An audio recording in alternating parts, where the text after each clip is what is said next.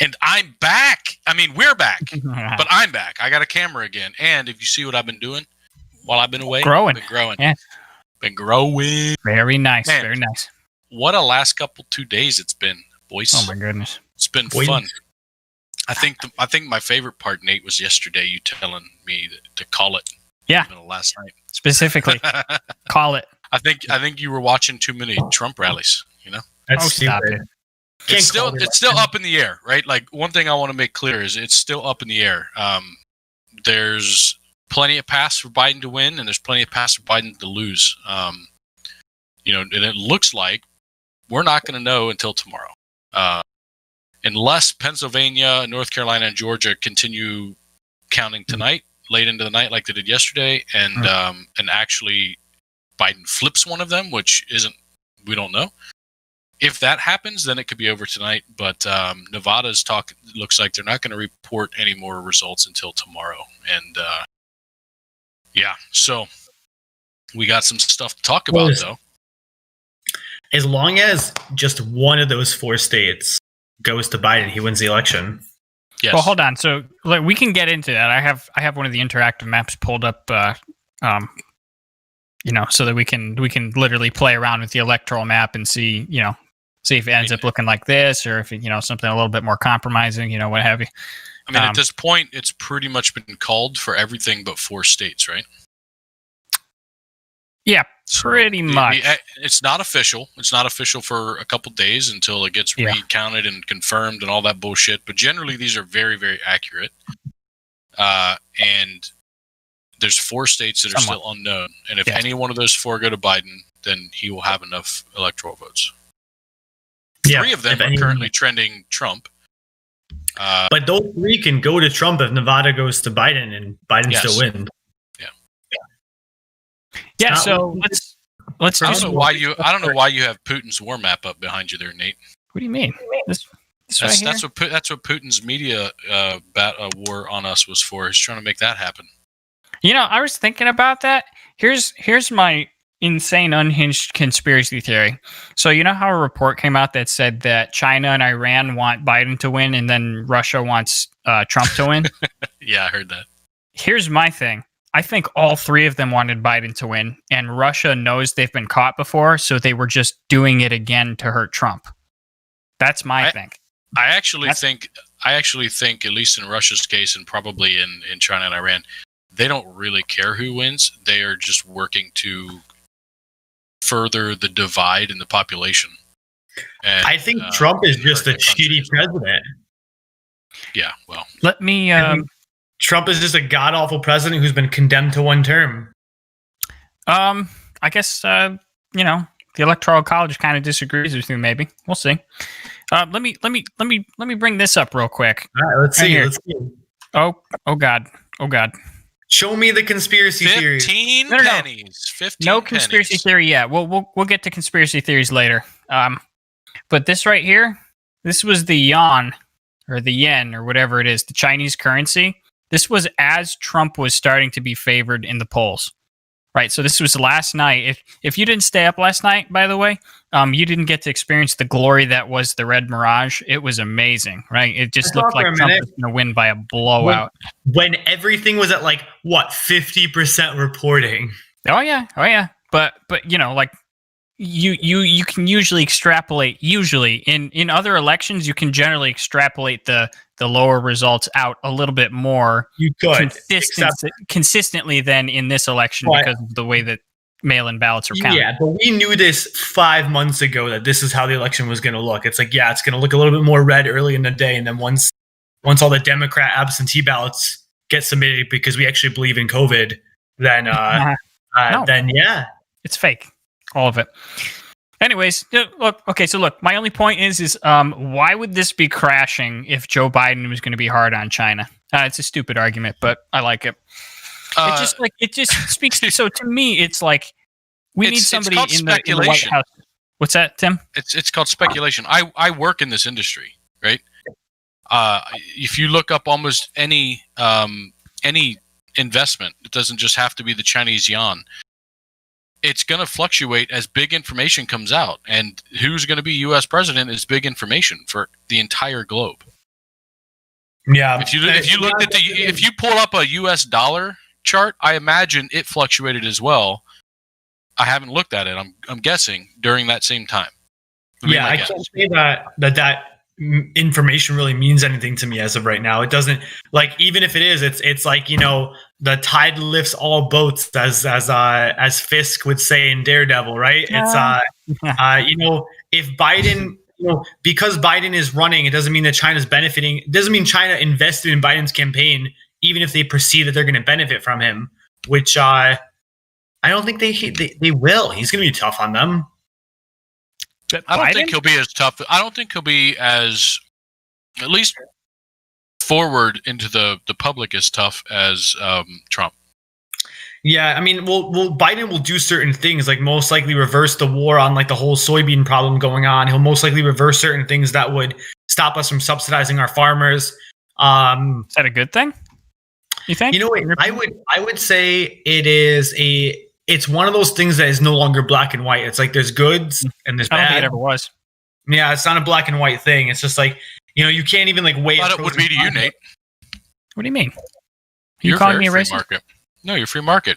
Oh, not subsidizing. Not always. Farmers? Not always. Well, I know in general though.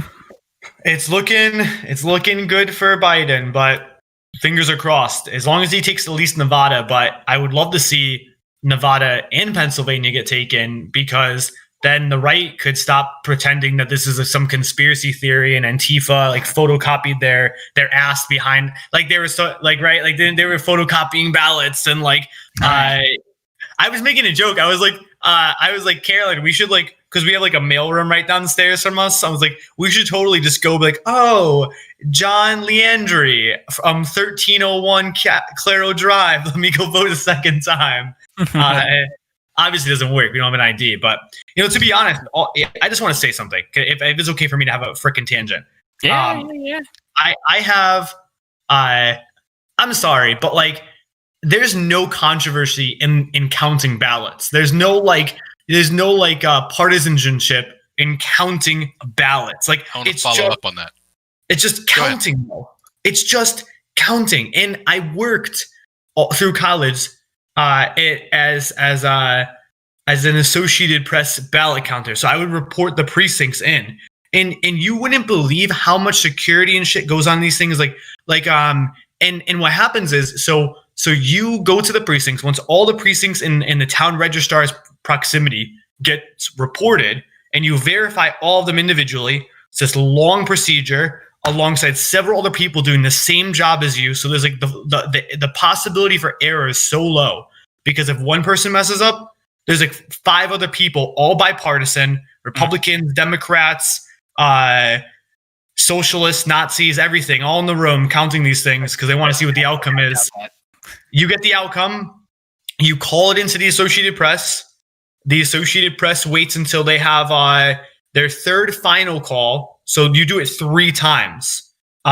Once the third call is made, that is when it gets sent to Google and all the other outlets that populate the map. And so when Trump is out here like 300,000 votes were counted and now I'm losing, it's actually how it works. That's literally how it works, dude. They counted ballots and now you're losing. Like that's I can't even, it's like a level of stupidity that I actually can't fathom, because it's one of those things, like if you ask me to explain what the word "the" does in a sentence, it's just such a stupid question. I can't explain it. Well, I think it was, I had a topic I thought that was a good segue to, but it kind of got away from it. One of our viewers asked that we could cover the rumors of the more votes than registered voters thing, and I actually heard this firsthand. Yep.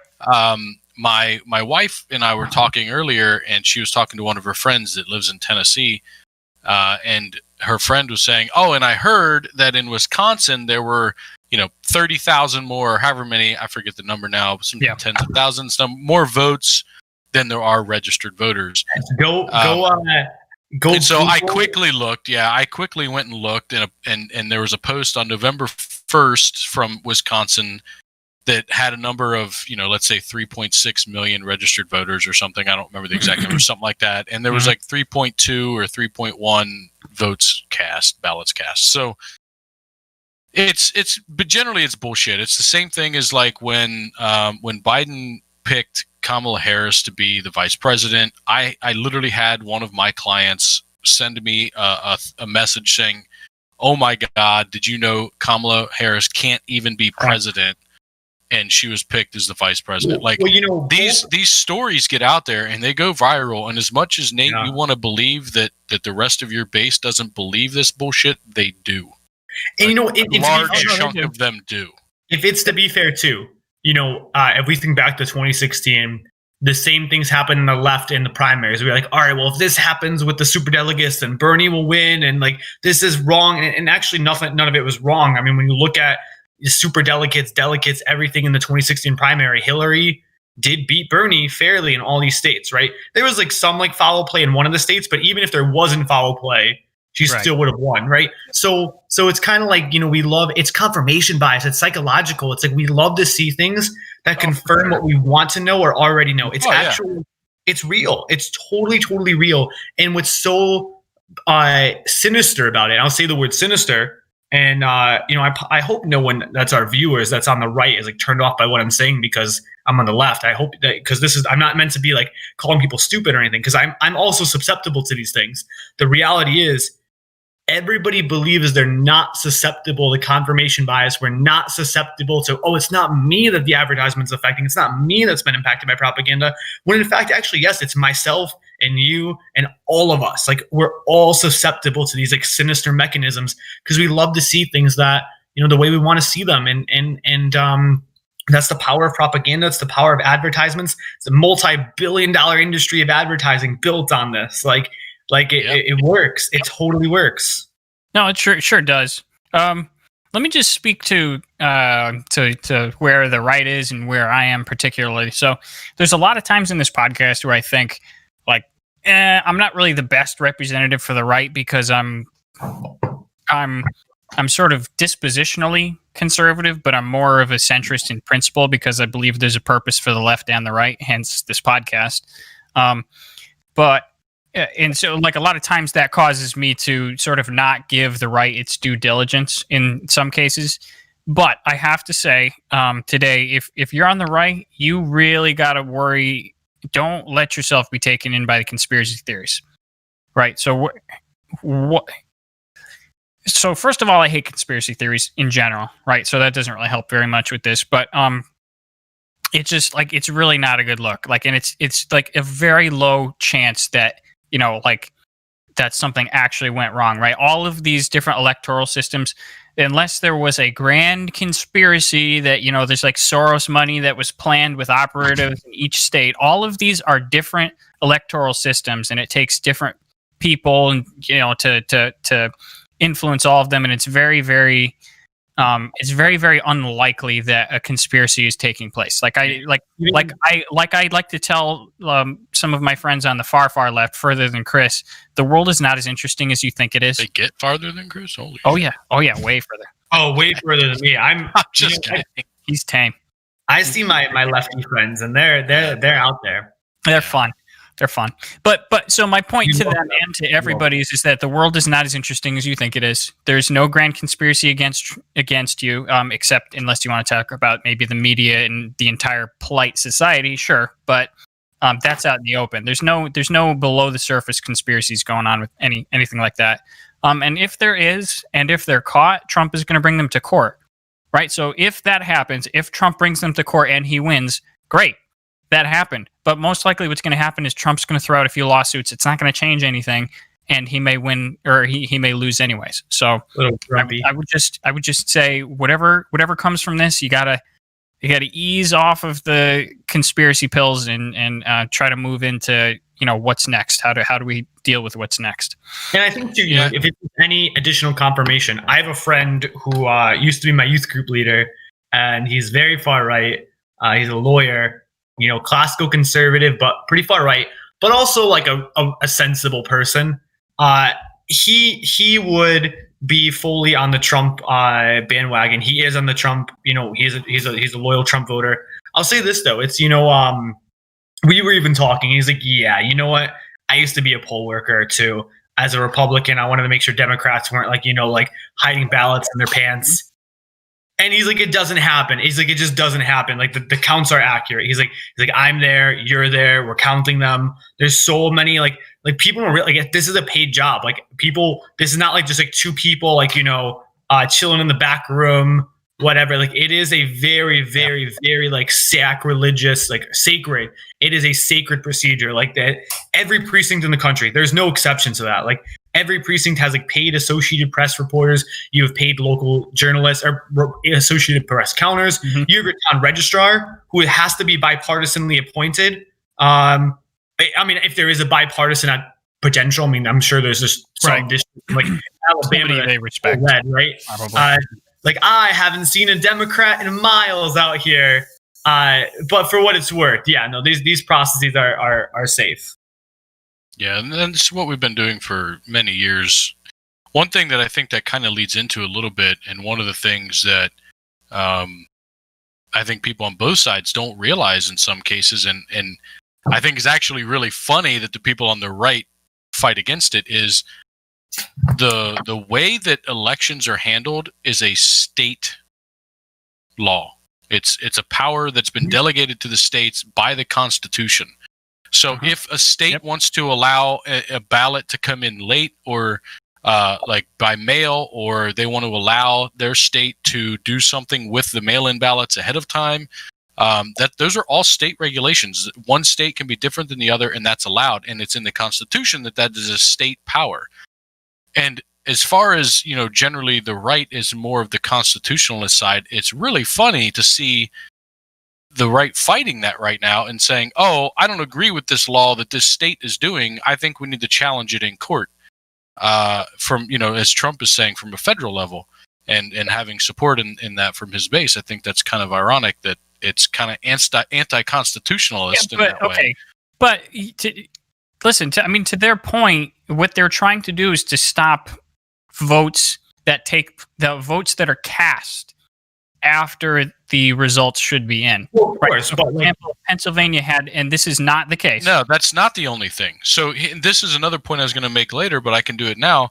In Pennsylvania, if we want to take them as an example, earlier, prior to the election, the Democrat legislature in Pennsylvania was trying to pass a law to change their current system, which does not allow Pennsylvania to start preparing, not counting, but preparing the ballots to be counted. So scanning them and getting them organized and ready to go until after the election is over, right? And so they were trying to change that law.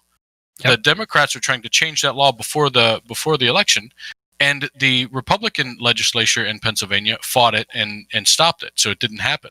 How right? They so have a majority? Do they not? That it one way or another, it didn't happen, and they were fighting over that. I know that for sure. Yep. So it's not just about fighting about how or when these are cast, and Trump isn't contesting. But that's what when the ballots are cast. He's trying to stop them from counting ballots after Election Day. Nope, wrong. He's trying to stop them from counting newly cast ballots or ballots that are not verified to have been cast by Election Day. That's which is you're trying to take it and make it rational. It's not. I promise you. But that's so easy to verify if it is or not, because the reality is, there's two things that happen, right? If you're in line to vote by 8 p.m., then someone stands in that line and makes sure nobody else hops in, and they check everything. Completely fine with that. And I don't know a conservative that's not okay with that. The second thing is, as long as both A and B happen, this depends on each state. Every state's a little different. 20 states allow for things to be counted afterwards. As long as it was postmarked by November Day or by Election Day, November 3rd, and it's received within a certain period of time, some states are 3 days, sometimes they're 5 days. It's fair fucking game. As long as it is postmarked. Don't care about that either. But that's, so what I think Nate's referring to, which is a niche situation that doesn't really affect shit. We talked about this earlier. Yeah, we did. Is the case in Pennsylvania, to use this as a continuing example, Pennsylvania will accept ballots that arrive by, I believe, Friday is their deadline, if they are not postmarked. right? So the reason is, let's say you were a diligent voter and you put your ballot in the mail before election. The mail system screws up and their postmarking system misses it, which I've received mail that doesn't have a postmark on it before. I'm sure all of you have. It happens not super frequently, but not infrequently either.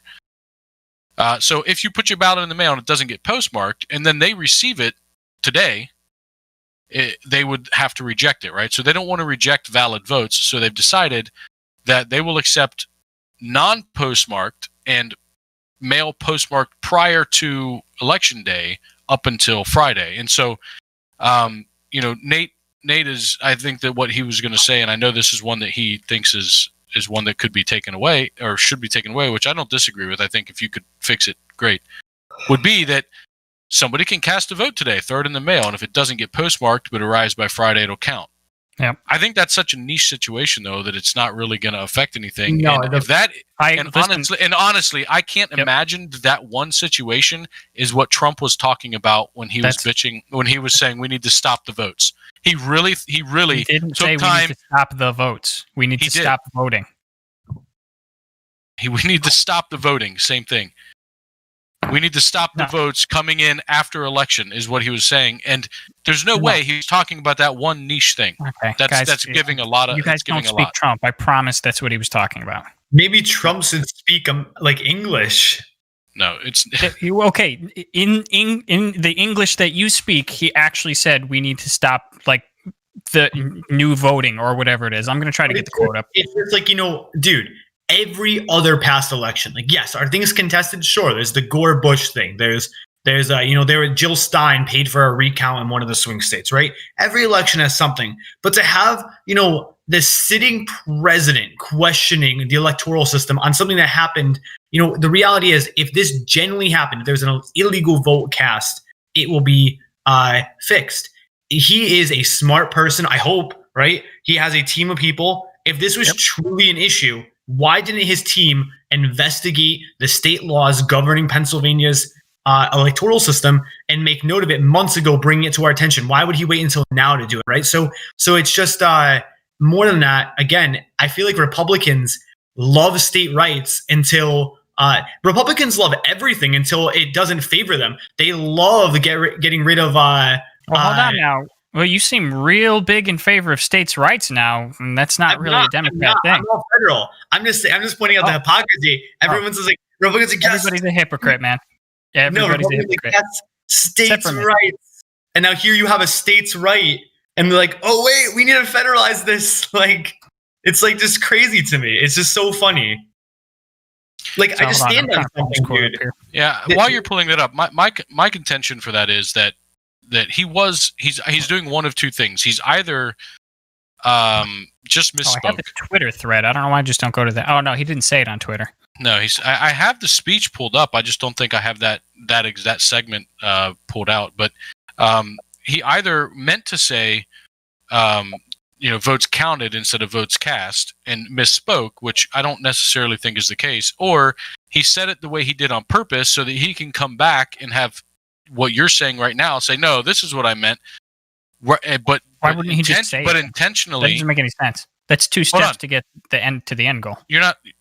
But intentionally stirring up his base, because most of the people are going to hear him say that, and they're going to get riled up about the fact that people are counting ballots. What does riled up accomplish, Tim?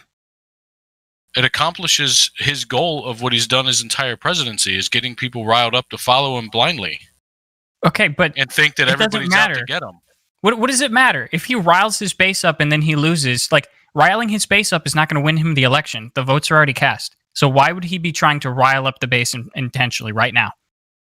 Because he's hoping to win. But how does that help him?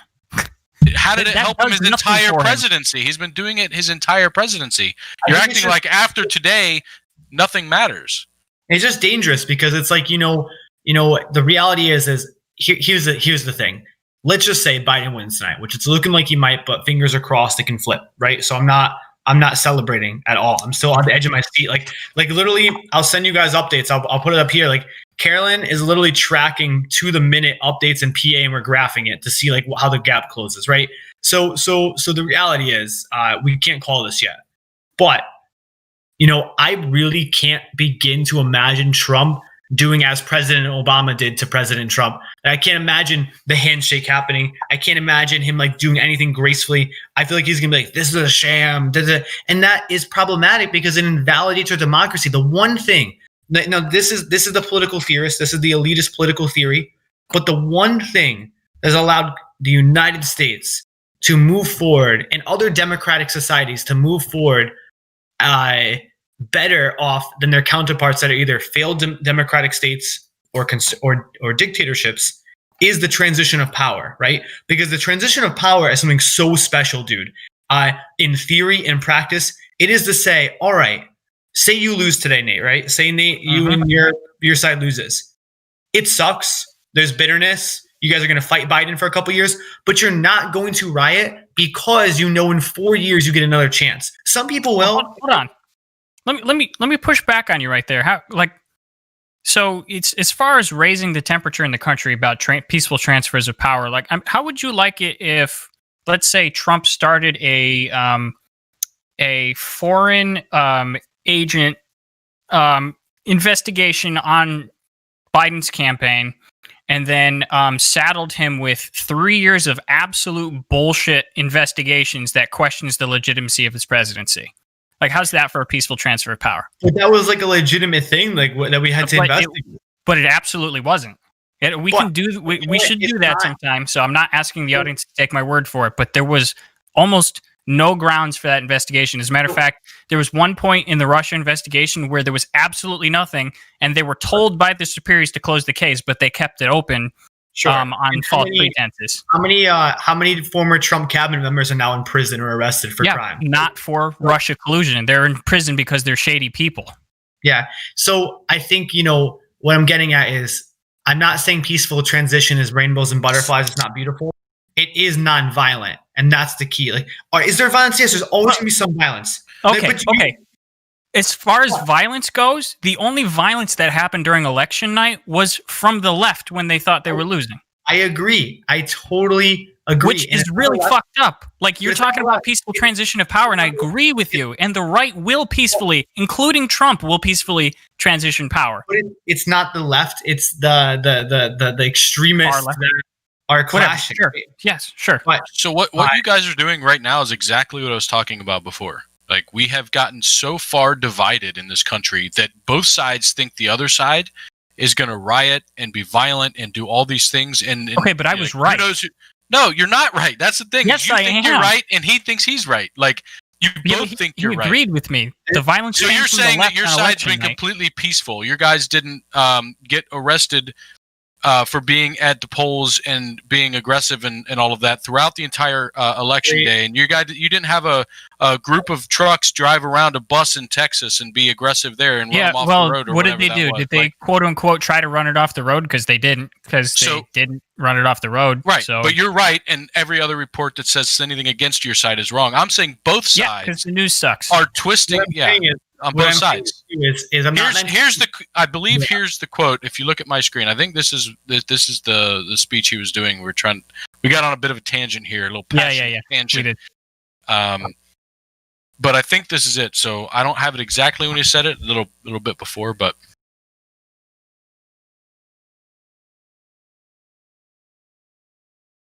No, I can't hear it, man. Dang, you just had it working. You can't hear it? No. Okay. Let me rewind it, and you guys talk while I get this fixed. I don't know why you can't hear it. Well, I have a quote here. I mean, the spoken is better, but. So, I know why. Hold on, I got this. This is super quick. I just need to make sure it's A. Yep. Okay. I actually have the full sentence here.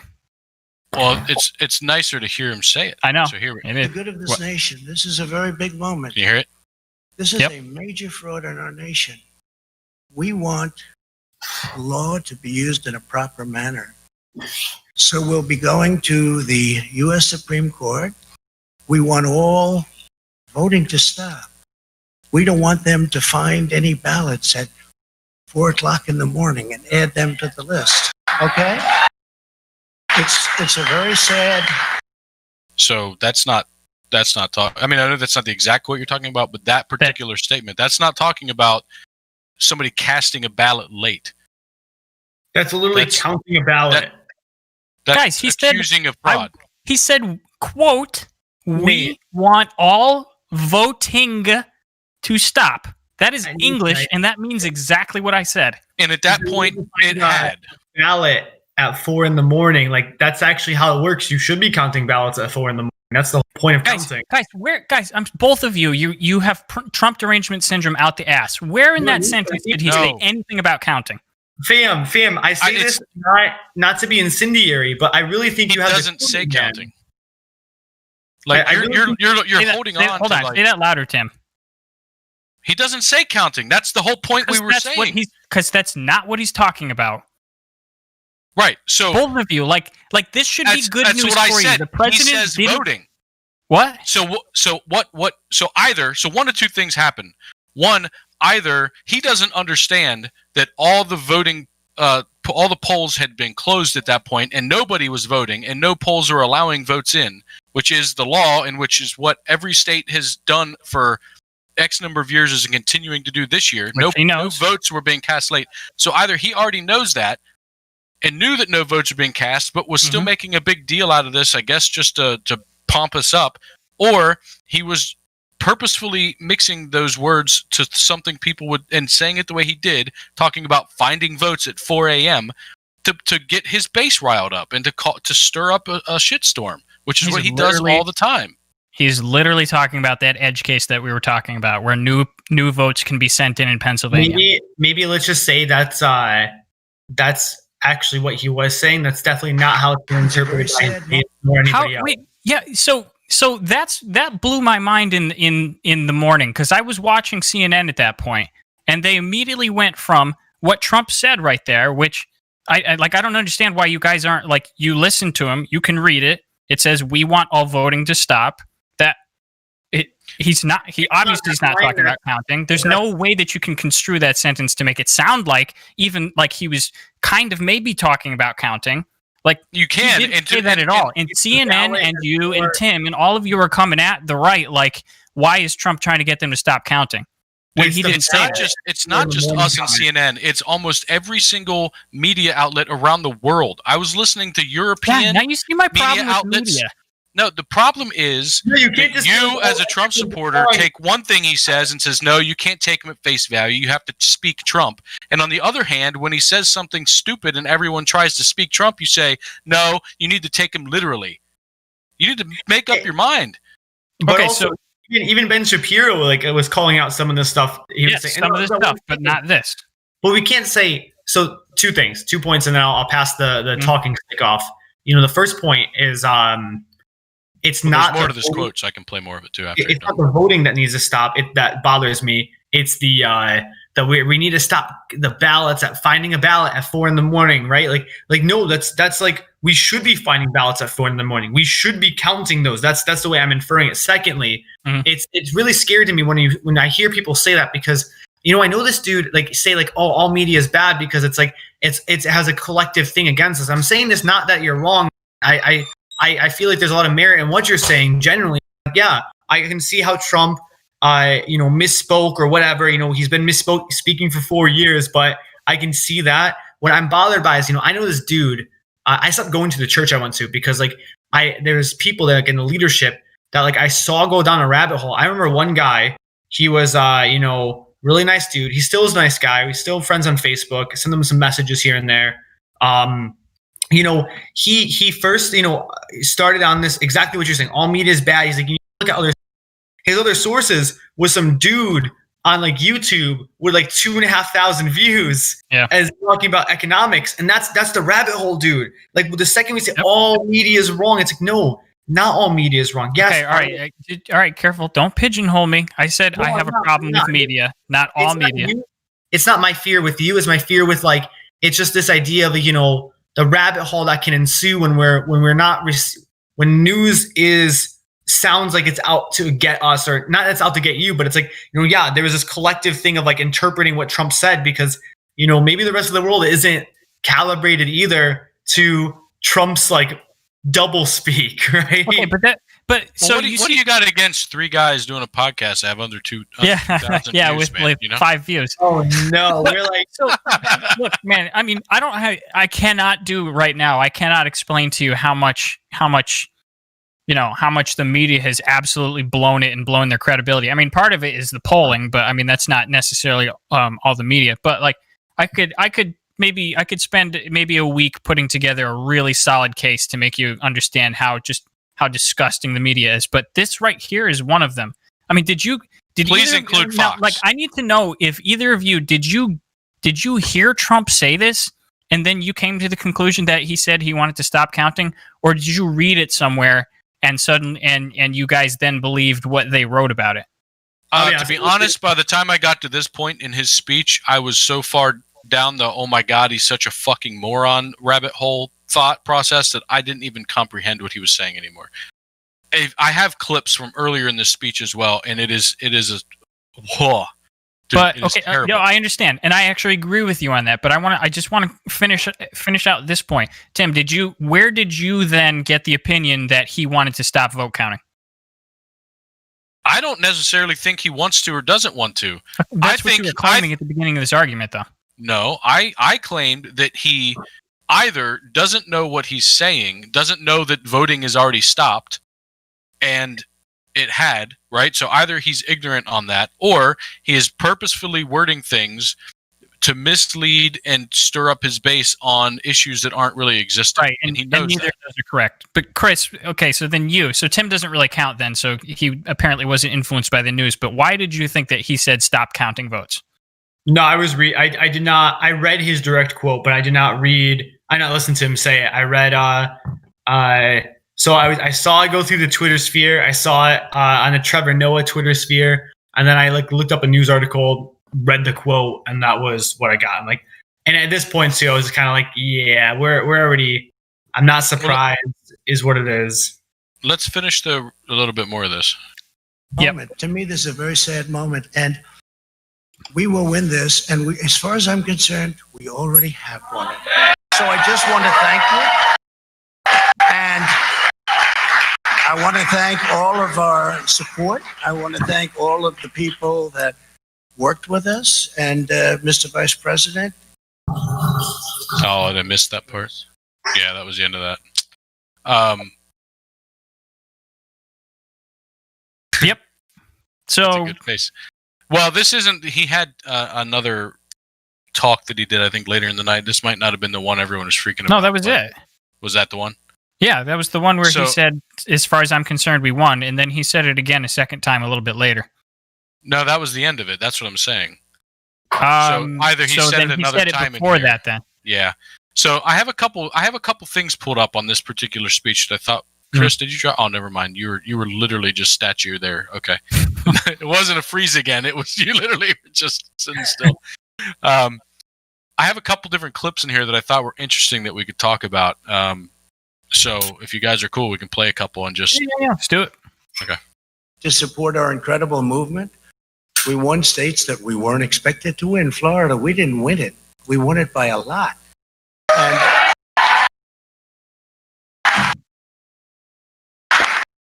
man, the quality's not so good. It's not? Yeah, it keeps cutting out. Just keep trying. We'll see if we can hear it. Yeah. the great state of Ohio. We won Texas.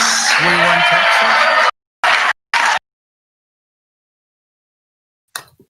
We won Texas by 700,000 votes, and they don't even include it in the tabulations.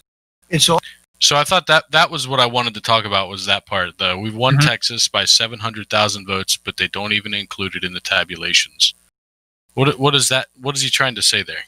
I have no idea. Chris, do you know what he's trying to say? I have no idea. I don't know what that means. What Trump sounds like someone who's like mocking Trump. Fair enough. The way I take that is he's saying we won Texas handily, but all they show is that we won Texas. Like it's almost like an argument for popular vote versus electoral vote or something. Like, but he got both. I know that's the weird part is like, and then on top of that, he didn't actually win Texas by 700,000 votes. He just at the time was winning. Oh no, he did. Texas is the one he did win by that much. Yeah. Florida he didn't get by as many as I think you're saying. But anyway, oh no, he goes on. He talks about Ohio, Pennsylvania, North Carolina, and Georgia after this. That's what it is.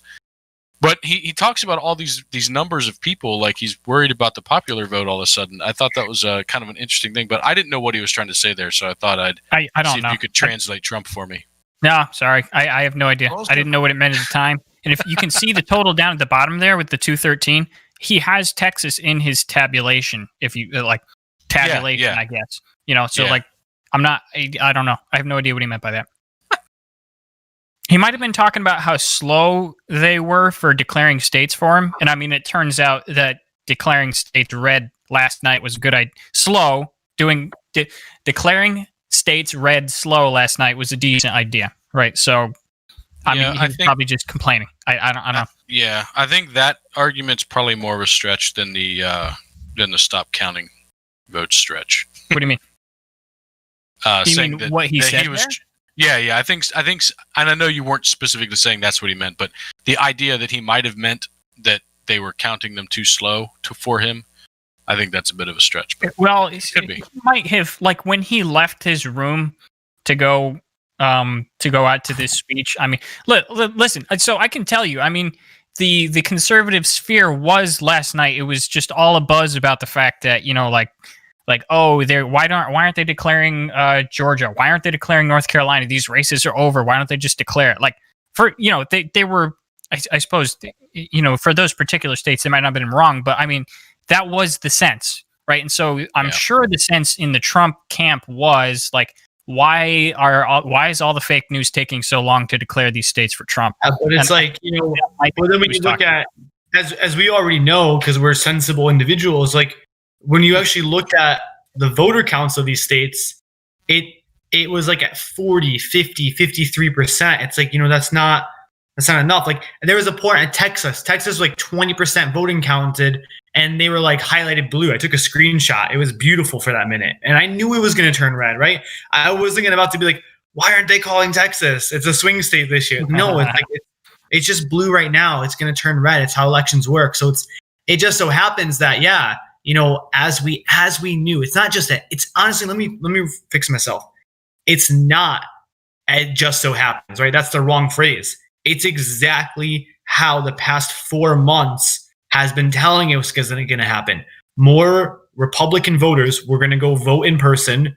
More Democrat voters are voting by mail. It is exactly what we said. I bet we can go back in the podcasts, one of our first or second ones, and exciting news things on this. This is exactly how we anticipated it to happen. We knew things were going to look more red early in midday election day and then start turning blue. And that's exactly what happened. Yeah. It was crazy to me how many, and I don't want to smear everybody, and I didn't even see a lot of this personally, but like some of the personalities on the left were pretty crestfallen around, I think it was like around 11 o'clock midnight when Trump was actually up in the favorability ratings. If there was, I think the host of the Young Turks, if anybody's familiar with that show, Cenk Uygur was like lambasting everybody. He was just like, I believe they got so banned off of YouTube. They're so ridiculous. I'm so glad to hear that. The Young Turks? Yeah, I hate them. I can't stand them. I think so. Really? They got banned. Yeah, they got hit with the ban hammer somewhere, the same as Alex Jones. Oh, good. I didn't know they got hit under that. They're so obnoxious. Pretty sure. Yeah. That's what I heard, at least on the Joe Rogan podcast, and everything on there is 100% true. Everything on there is 100%. Who's the other guy? Who's that other guy that everybody likes on the left that I Sean something? Oh wait, I'm not on the left. Sean King? Spicer. Yeah, Sean King. I can't stand Sean King. Oh, thank God. Dude is the dude's so funny. He's like in a really despicable way. So Sean King is out here like making these like he's a Bernie bro, and he latched onto the Bernie movement and gained a notable following during 2016. Myself as one of the original people, but then instead of like fighting for the cause of like liberalism and whatnot, he really just kind of is like pro-Bernie, anti-everything else. Plus, let me monetize the Bernie base. Like he's milking the Bernie base. I remember him sending out an email to everybody, being like, "Oh, make sure you buy this book." And also, I'll never forget this. It's one of the most messed up things I ever saw on Twitter. I think, Nathan, you and I talked about this. I will never forget there was this issue of, a legitimate hate crime, right? Legitimate hate crime. And he decided to be a little like social justice warrior, pulls up like the videos at a gas station. He's like, "Oh, this green pickup truck was at this gas station near this," and is like this rundown pickup truck, clearly just a working dude. And people, internet frenzy, they found out who it was, looked up his license plate, gets all this stuff. And it just turned out to be some normal guy, like going to work, just like, doing odd jobs and stuff. And they did find the hate crime person, and it wasn't the truck guy, because of course it wasn't. It was like he totally stereotyped this like redneck dude. He's like, "Oh, the redneck in the truck definitely committed the hate crime." It's like, no, the guy is probably just going to Home Depot. Speaking of stereotyping, did you see Lady Gaga? Oh, that was bad. That was cringy. No, I don't think anybody was like okay with that. It was either you cringed at it or you just hated it if you were on the right.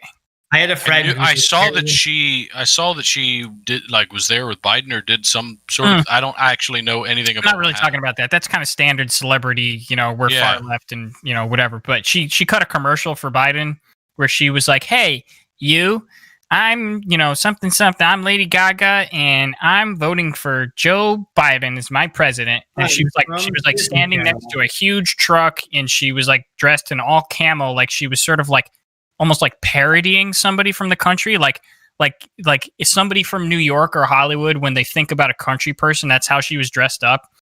And by country person, ironic or unironic. And then what she does is she opens a beer, she swigs about like a half a mouthful of it, and then she just throws it down on the ground as like a closer.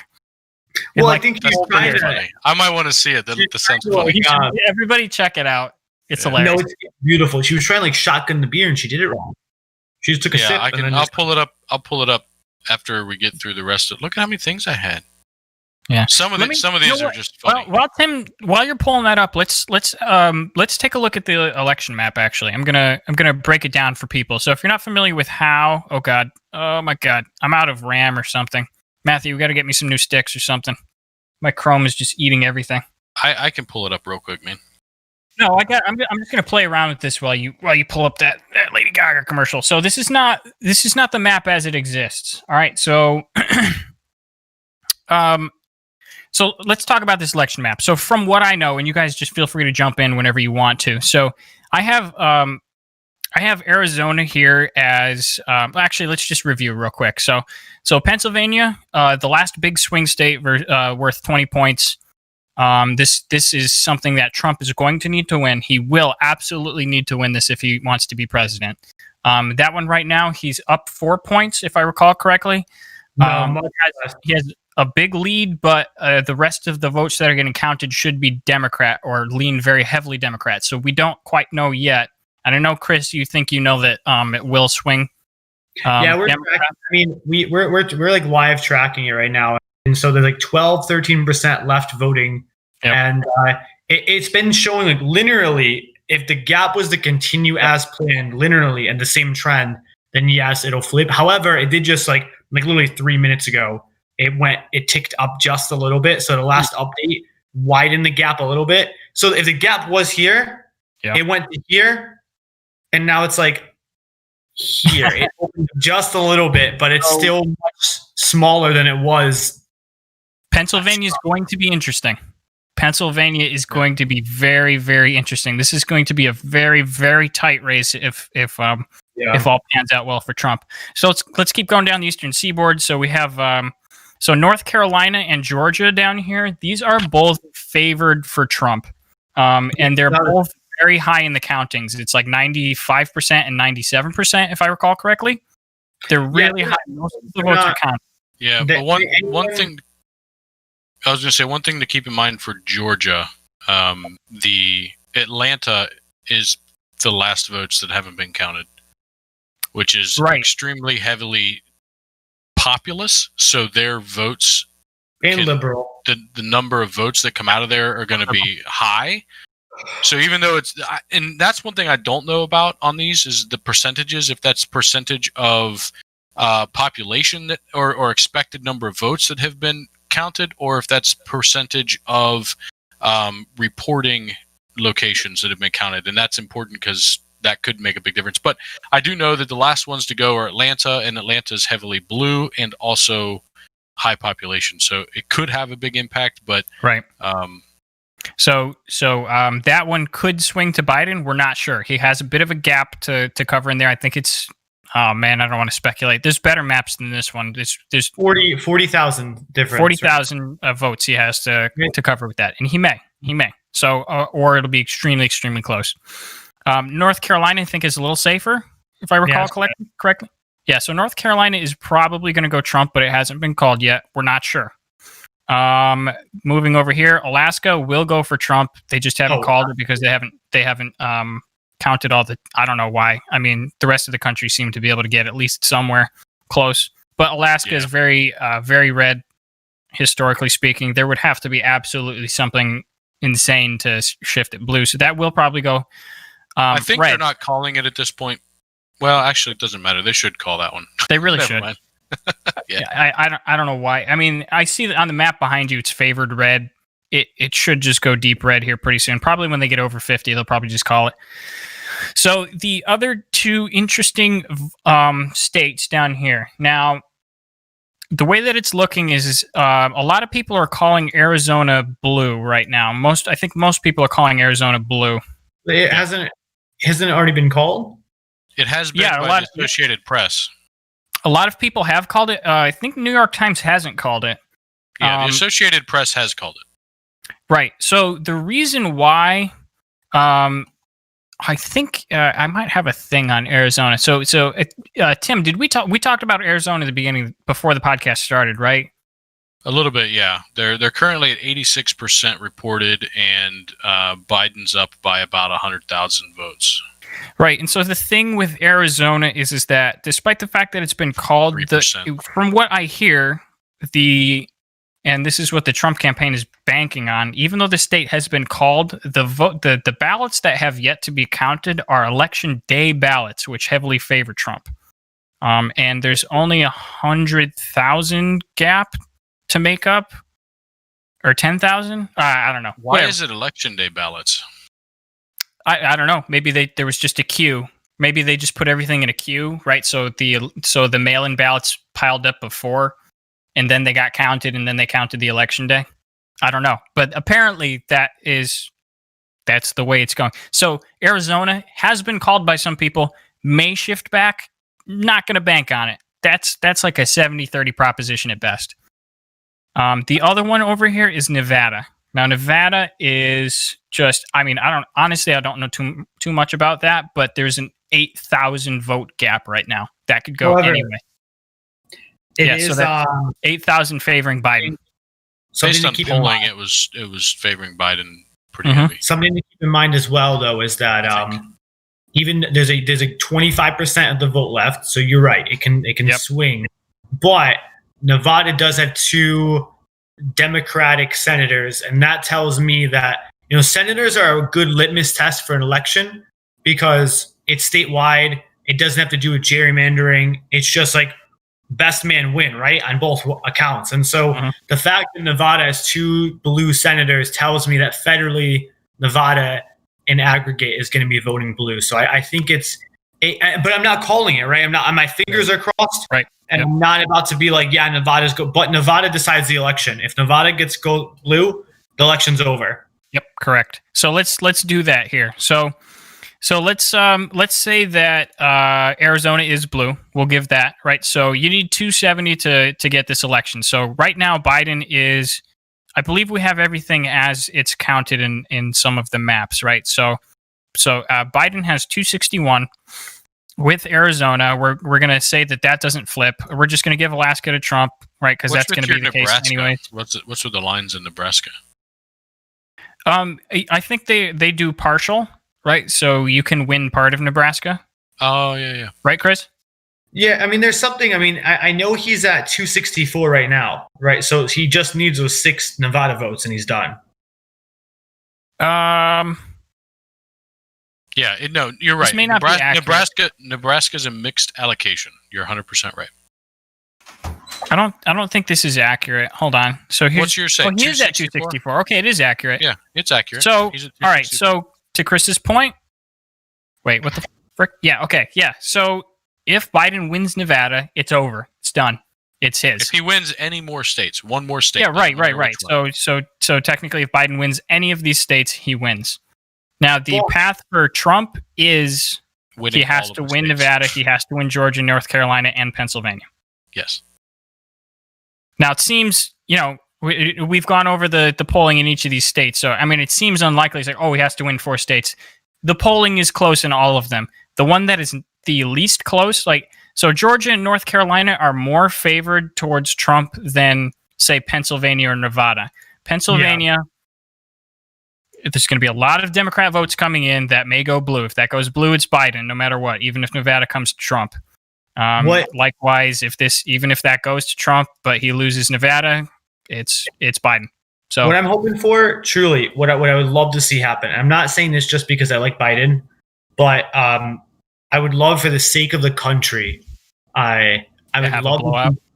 I would love not even a blowout, just Nevada and PA or Nevada and Georgia, because what that would do is it would remove any doubt, right? It would just save a lot of grace. It would just allow for us to move forward with this next president. Is there going to be hell? Sure. McConnell's going to give Biden hell. McConnell's going to call. Thank God.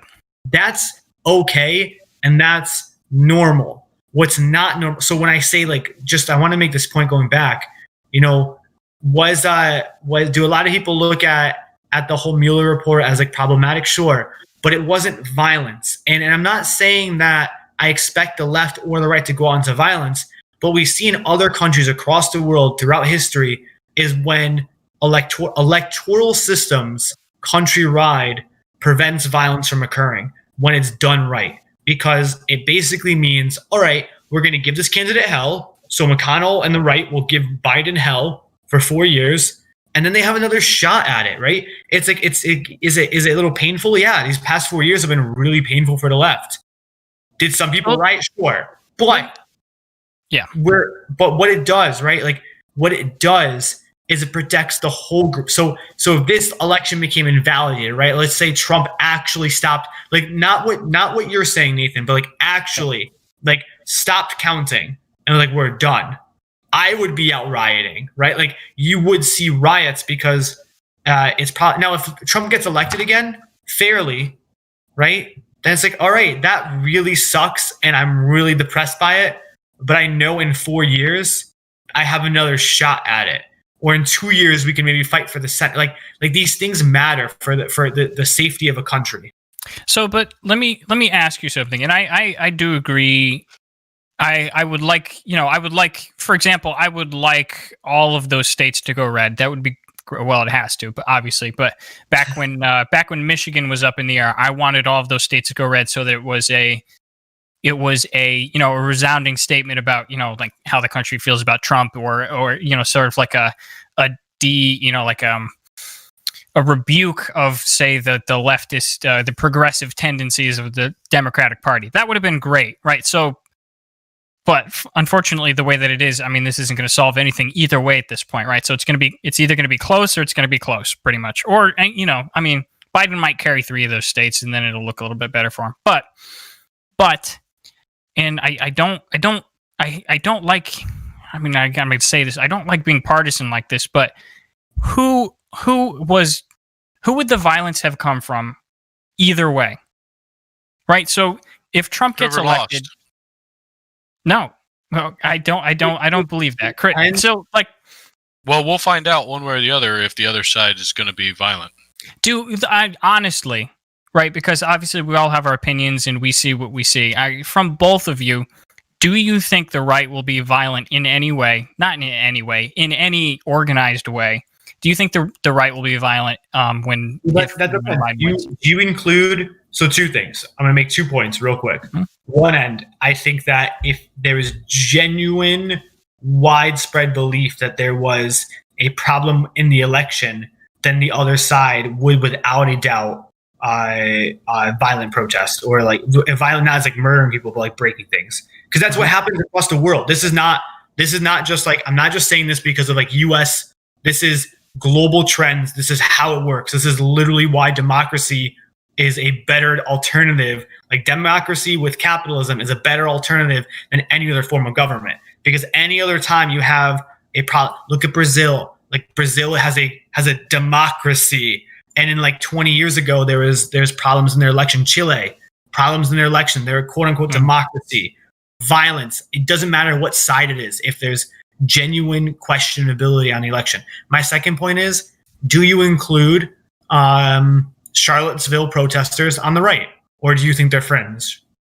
So the issue is that the right knows how to box off its crazy, so to speak. Like we don't for example, the vast majority of the right, we don't want them.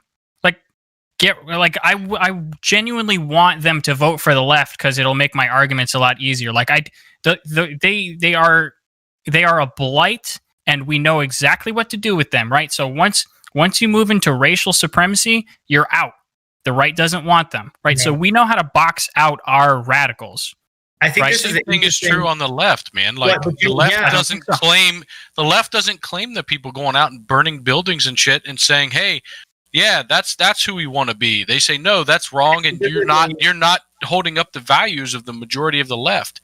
But it's just that you're not allowing. You're saying that you can isolate from the people that are on your side in extreme, but the left isn't allowed to do so. And that's pretty biased. This is a really, really powerful moment, and exactly why the podcast exists, because the left feels the exact same way, but observing the right, when we observe the right, we do not feel like you're boxing off these people. And this tells me that on your side, as the right, you feel the same way as us in your version. You feel you're able to box off your extremes, but we're not boxing off. So this is like a really powerful moment. It's like, wow, we both feel the same thing. And an observation of the other, they're failing.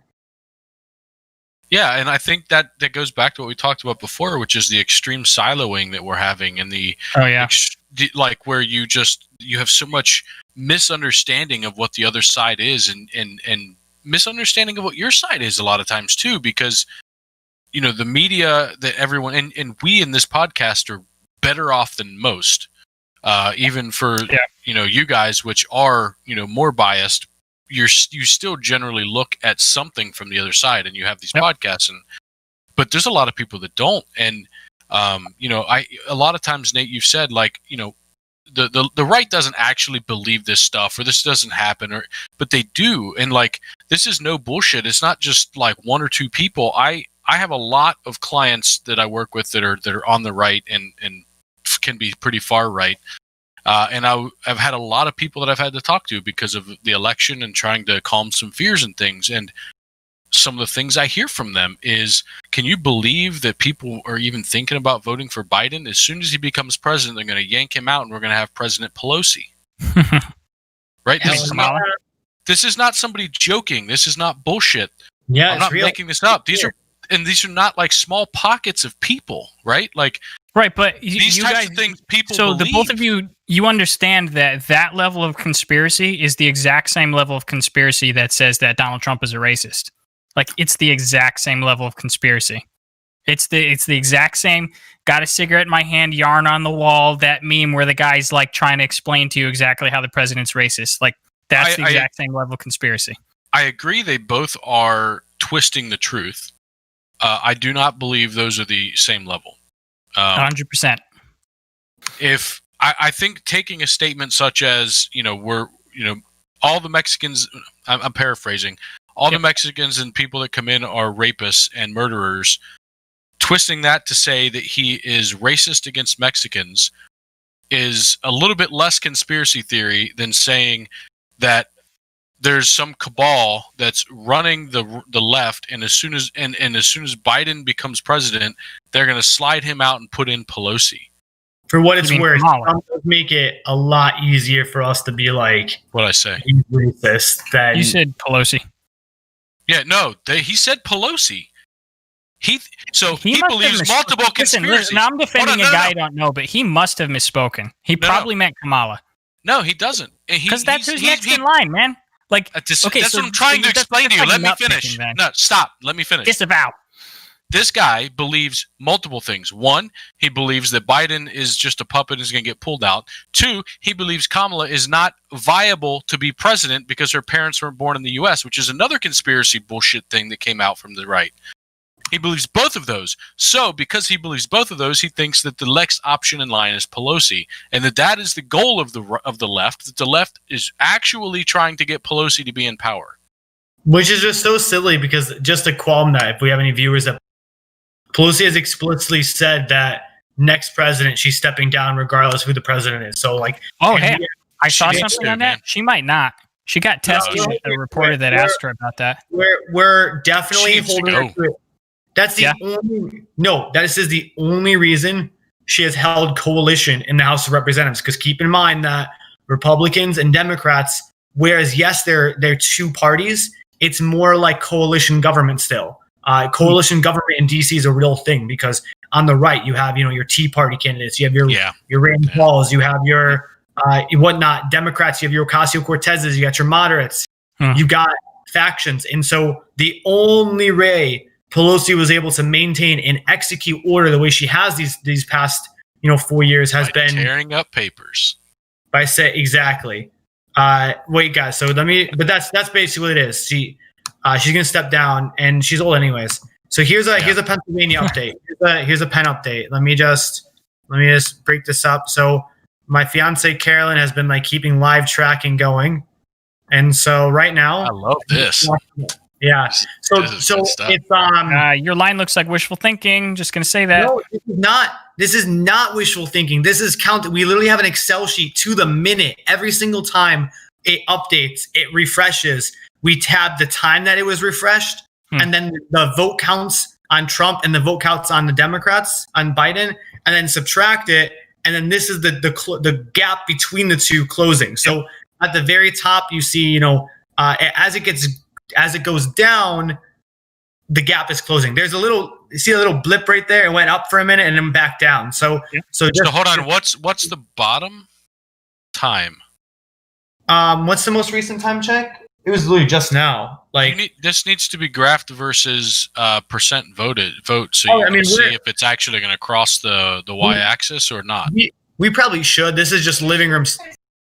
I mean, that shows you a slope, but it shows you, hey, it's going to take this long to get there.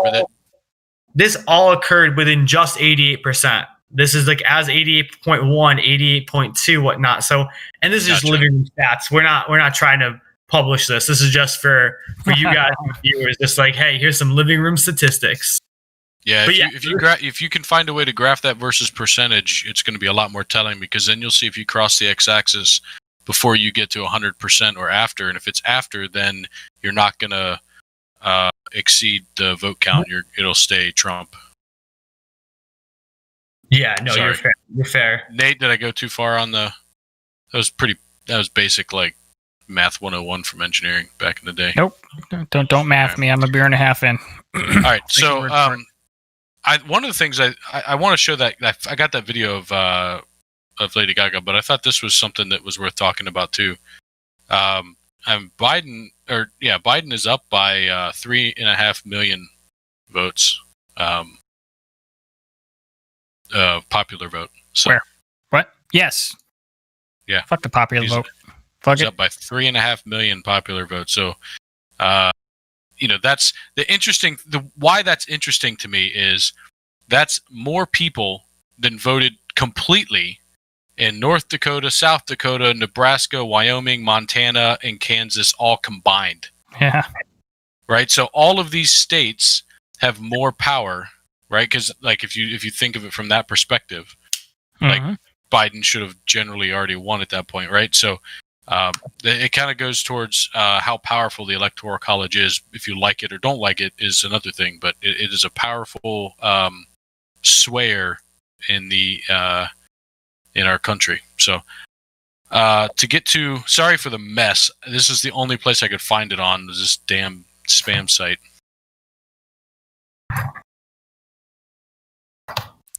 I'm not hearing it. Nah, I did. I switched this. Hold on. Yeah, see, I switched it. Could you really not hear it? Yeah, I mean, I'll turn you up or a little just bit. barely, or just barely. I don't think I could hear it. Can you hear it at all? No. Why is that not picking up? Sorry, ladies and gentlemen, technical difficulties. Hold on, can you hear it?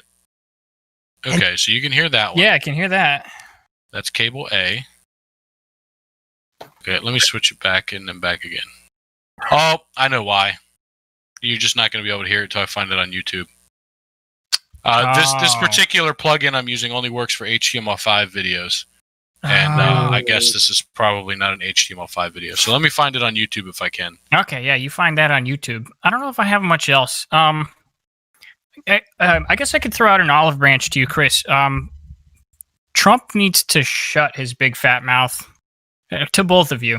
There's some of the stuff he's tweeting just like, shut up. You know, like, So it appears that Whoopi is having some technical difficulties. So I'm down with for America, which means I'm down with them taking whatever legal action they want to take, right? If they see a problem somewhere, fine. You see a problem, take it to court, fine, great. But I mean, some of the stuff he's saying, like, he's like just going out on Twitter. He's claiming states for his campaign that haven't been called yet by anybody, and some people are saying, you know, forecasting them going against him. He claimed Michigan after it was called for Biden.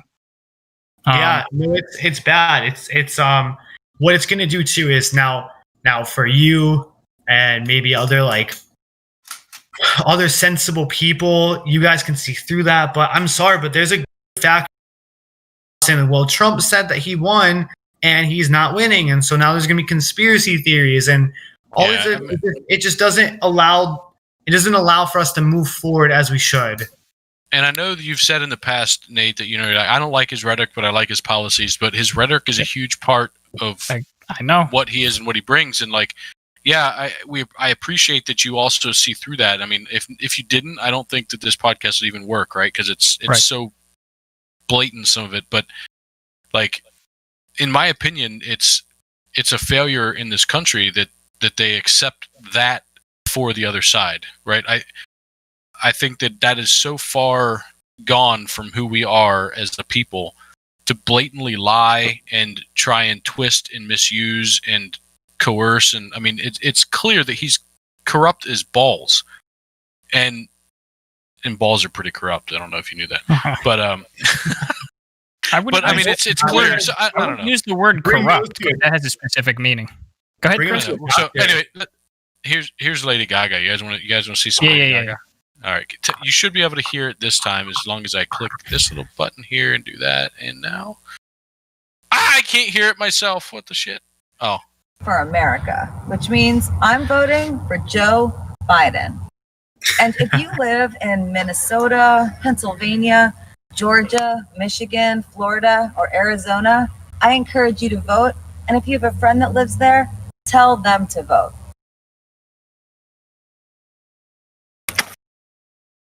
Cheers. Wait, pause it. Actually, bring it back a little bit. Wait, what the heck? Oh yeah, bring it back. Back. A little bit. Yeah, so look at the ground. Look at the ground under her. She's done several takes. She's thrown several beers. And this is the take that they chose to go with. That's a Watch her throw it again. The spray lands in the exact same spot. That's a shadow. Look at it. You can see the guy's head, and it's there before she throws this one. But it's a guy's head and holding a camera. Hit play. Yes, it doesn't move. It's a fucking head holding a camera. Hit play. I'm voting for America. It moves, which means I'm voting for Joe Biden. And I kind of believe you. In Minnesota, it's a shadow. Pennsylvania, Georgia. I'm not here for your conspiracy theories, or Arizona. Tim. I encourage you to vote. You're a giant conspiracy theory. There, tell them. You don't even exist. You're not real. Yeah, that did line up pretty good. Yeah, I know. So the only thing that could have made that worse is if she doctor to southern accent, like, hey, this is to all my God, down in Pennsylvania, Georgia, Mississippi. Like, that's the only thing she could have done. Like Hawk the Loogie or something. I don't know.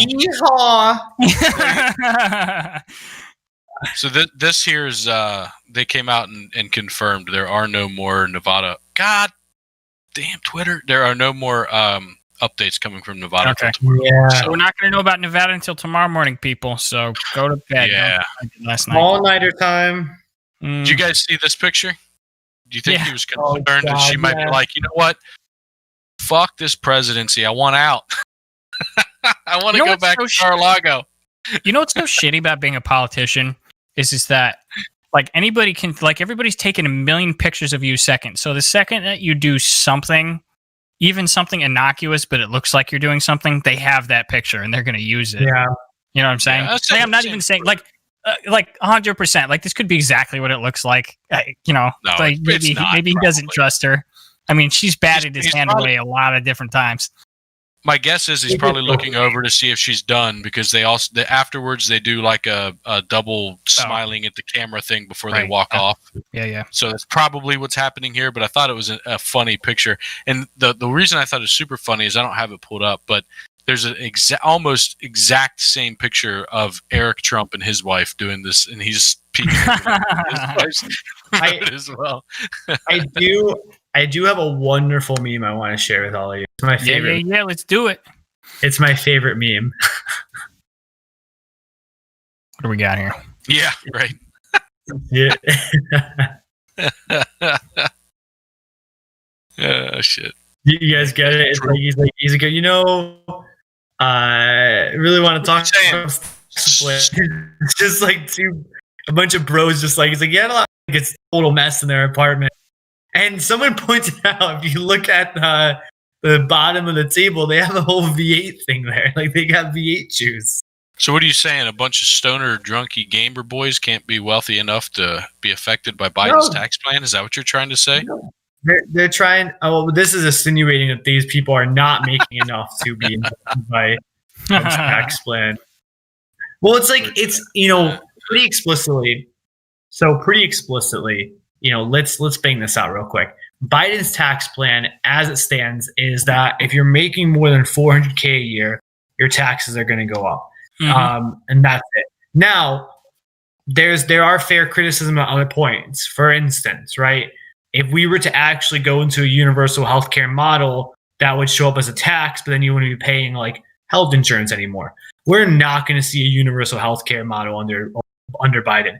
We will see improvements. It could show up as an independent tax, or it could also be rolled into income tax. We don't know how they would fund it. It would be one of those things, right? And in that case, would taxes go up?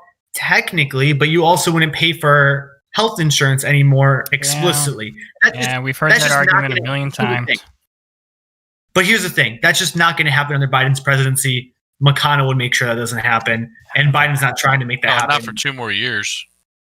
Yeah, for the Republicans in the audience, you can go ahead and focus on the good news. We did not lose the Senate. So you lost one seat. Is that confirmed now? Last I looked, it was probable. Nobody's questioning it. I don't know the particular mathematician or the mathematics that go into it, but from what I understand, there was right here, Alabama. They tried running a child predator. So they lost to a Democrat, and that flipped back to its obvious, what it should have been. They probably figured that's who Alabama would vote for. Right.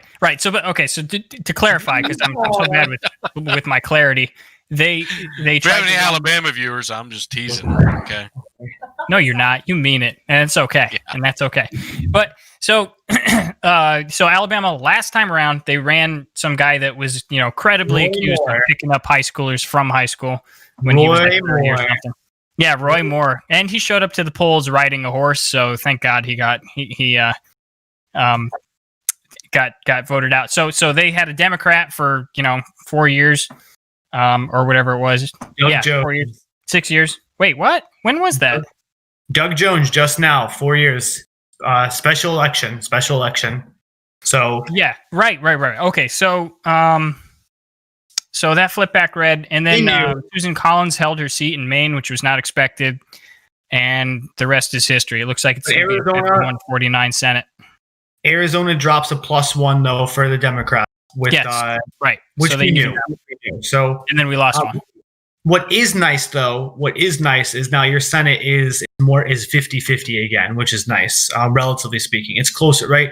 Like what that basically means There's 2 independents too, which are going to vote Democrat, right? That's Bernie and another, and then the independent from Maine who basically votes Democrat. So you basically, not always, but sometimes. So basically what you got going now is you actually have a Senate. So this is actually good news. You have a Senate that has to function bipartisanly again. And we need that because we need to stop with this BS of like super majorities or the majority +1 and no longer having super. No, the Senate needs to work in bipartisan manner. And this is never going to happen. But if Biden or this current Senate wanted to do things right, they would reinforce the 2/3 supermajority. They never will, but they should. So did anybody else feel like this today? Maybe you can help me out with this. First of all, I love the meme that that Tim has up right now. This is how I felt all day long. I know. I was so mad. Oh my God. I was so mad last night when I heard the Pennsylvania people were like, we're just going to go to bed now. Like, what do you mean you're going to go to bed? Drink a coffee. The entire country is waiting for you. Anyways, but yeah, it's been painful. I've been refreshing. I got very little work done today. Hey, Bill, if you're listening, I got a lot of work done today. I've been refreshing, Bree. I have a whole report I needed to get done for like my contract. And yeah. Yeah. Well. Let's let me grab the screen real quick. I want to show people. So you can't even probably read this. I'll just have it up so that I can read it pretty much. So these are the betting odds, right? So another indicator of who's going to win is all the smarty pantses out in Nevada or wherever who are betting on who's going to be the president. So it was a wild ride last night. It was wild. So at the beginning of the night, 11:30 p.m. on Monday, 33% chance that Trump wins, 66% chance that Biden wins, right? So Biden starts out super strong going into Tuesday, 60, 60, 68, 67 at 6:15 p.m. yesterday. Then at 7:45, down to 54% chance that Biden's going to win. Down to 53. Back up to 59. 48. Wait a second. Biden has less than half of a chance to win, according to the betting odds. Down to 32%. 25% at 10 p.m. At this point, this is when people on the Young Turks started crying and screaming. There was a lot of cursing. There was a lot of speculations about how Cubans are a lot whiter than we realized. That was messed up. All the people on the left being like, for what it's worth, Ocasio-Cortez said it right. He's like, you know what? We have ourselves to blame. We have ourselves to blame because no one took the Latino population seriously, and they didn't.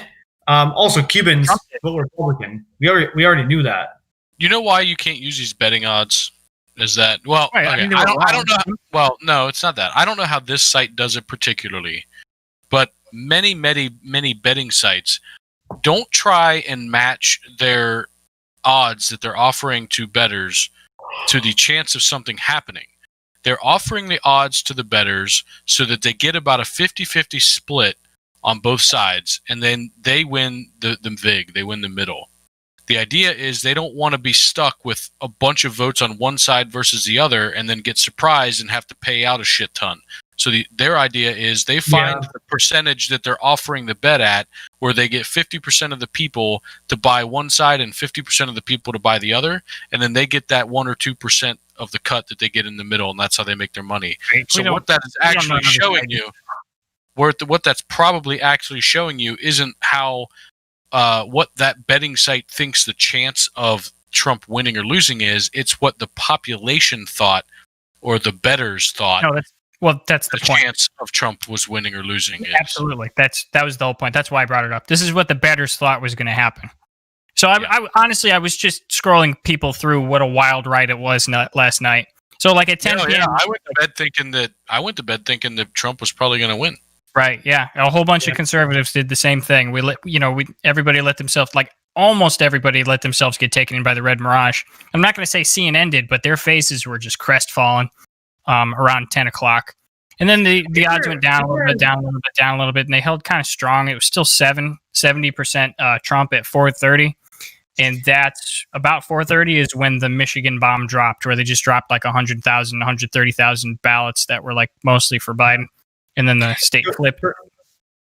For what it's worth, though, it's like I think most sensible people, like I didn't freak out because none of the votes are counted. Like it's but I think there's one thing about being a sensible person, and then the reality, it's kind of like it's like this, right? Think about this, not to be as simplistic. When it has a bad snowstorm or it rains, everyone goes to the grocery store and stocks up, and it's like, all right, we all know the streets are going to be cleaned within a day or two. Like, you do not need to hoard. You're going to be fine. But, like, people everywhere, whenever there's a snowstorm in Connecticut, all the bread disappears, all the milk disappears. Yeah. Right?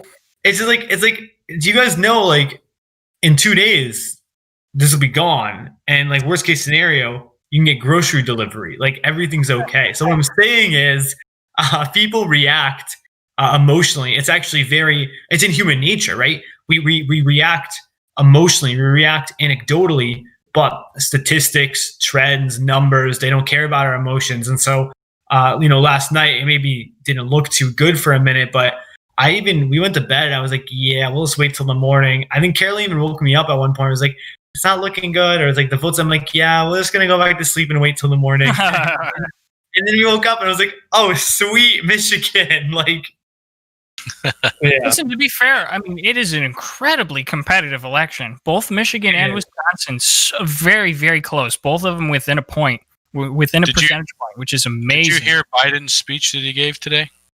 How many did he give? Because I heard one of them.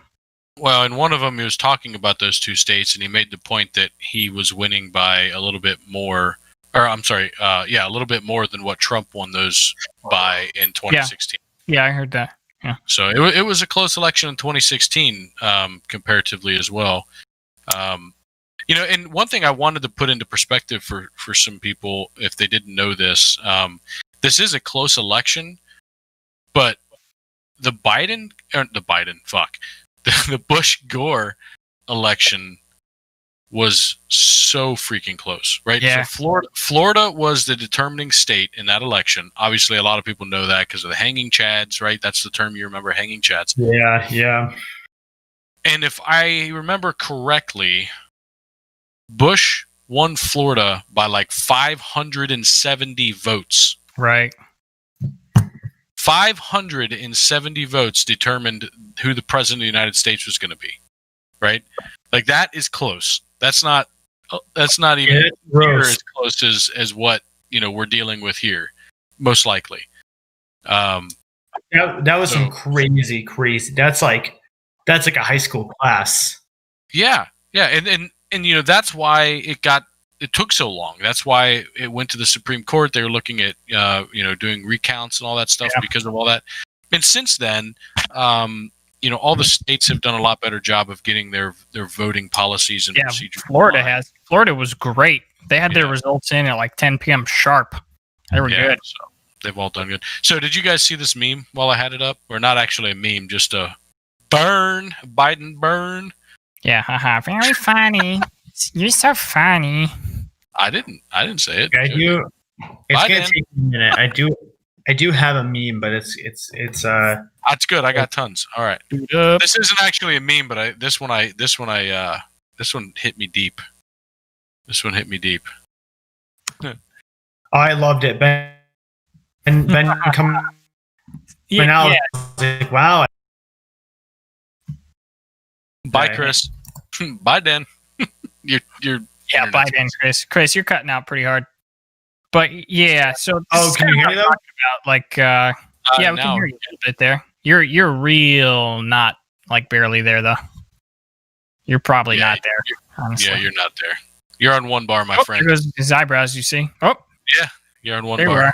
Here, guys. Yay. Yeah, this is kind of what I'm talking about. Like, like Ben was absolutely right. Like, why the heck are you basically declaring victory? It was weird too. Like, won. Like, why would you say that? Like, stop. Well, even when he gave that speech last night, though, it was still like that was before I went to bed, and that was before and I just mentioned when I went to bed, I was thinking like, there's a really, really good chance Trump's going to win this. But if you listen to his speech, it's basically like, hey, we were winning, but now we lost, and we're going to have to do all these things. Yep. Like he almost sounded like he was conceding at that point, and it was like he wasn't conceding, but it was like, it was weird. I was like, what is he doing? He got quite angry. Yeah, I think what probably happened is like he was looking at the map, had the same thoughts we all did, and then the experts that actually knew what was going to happen as far as how these votes are trickling in and all that came up and said, dude, looks like you might lose. And he's like, what do you mean?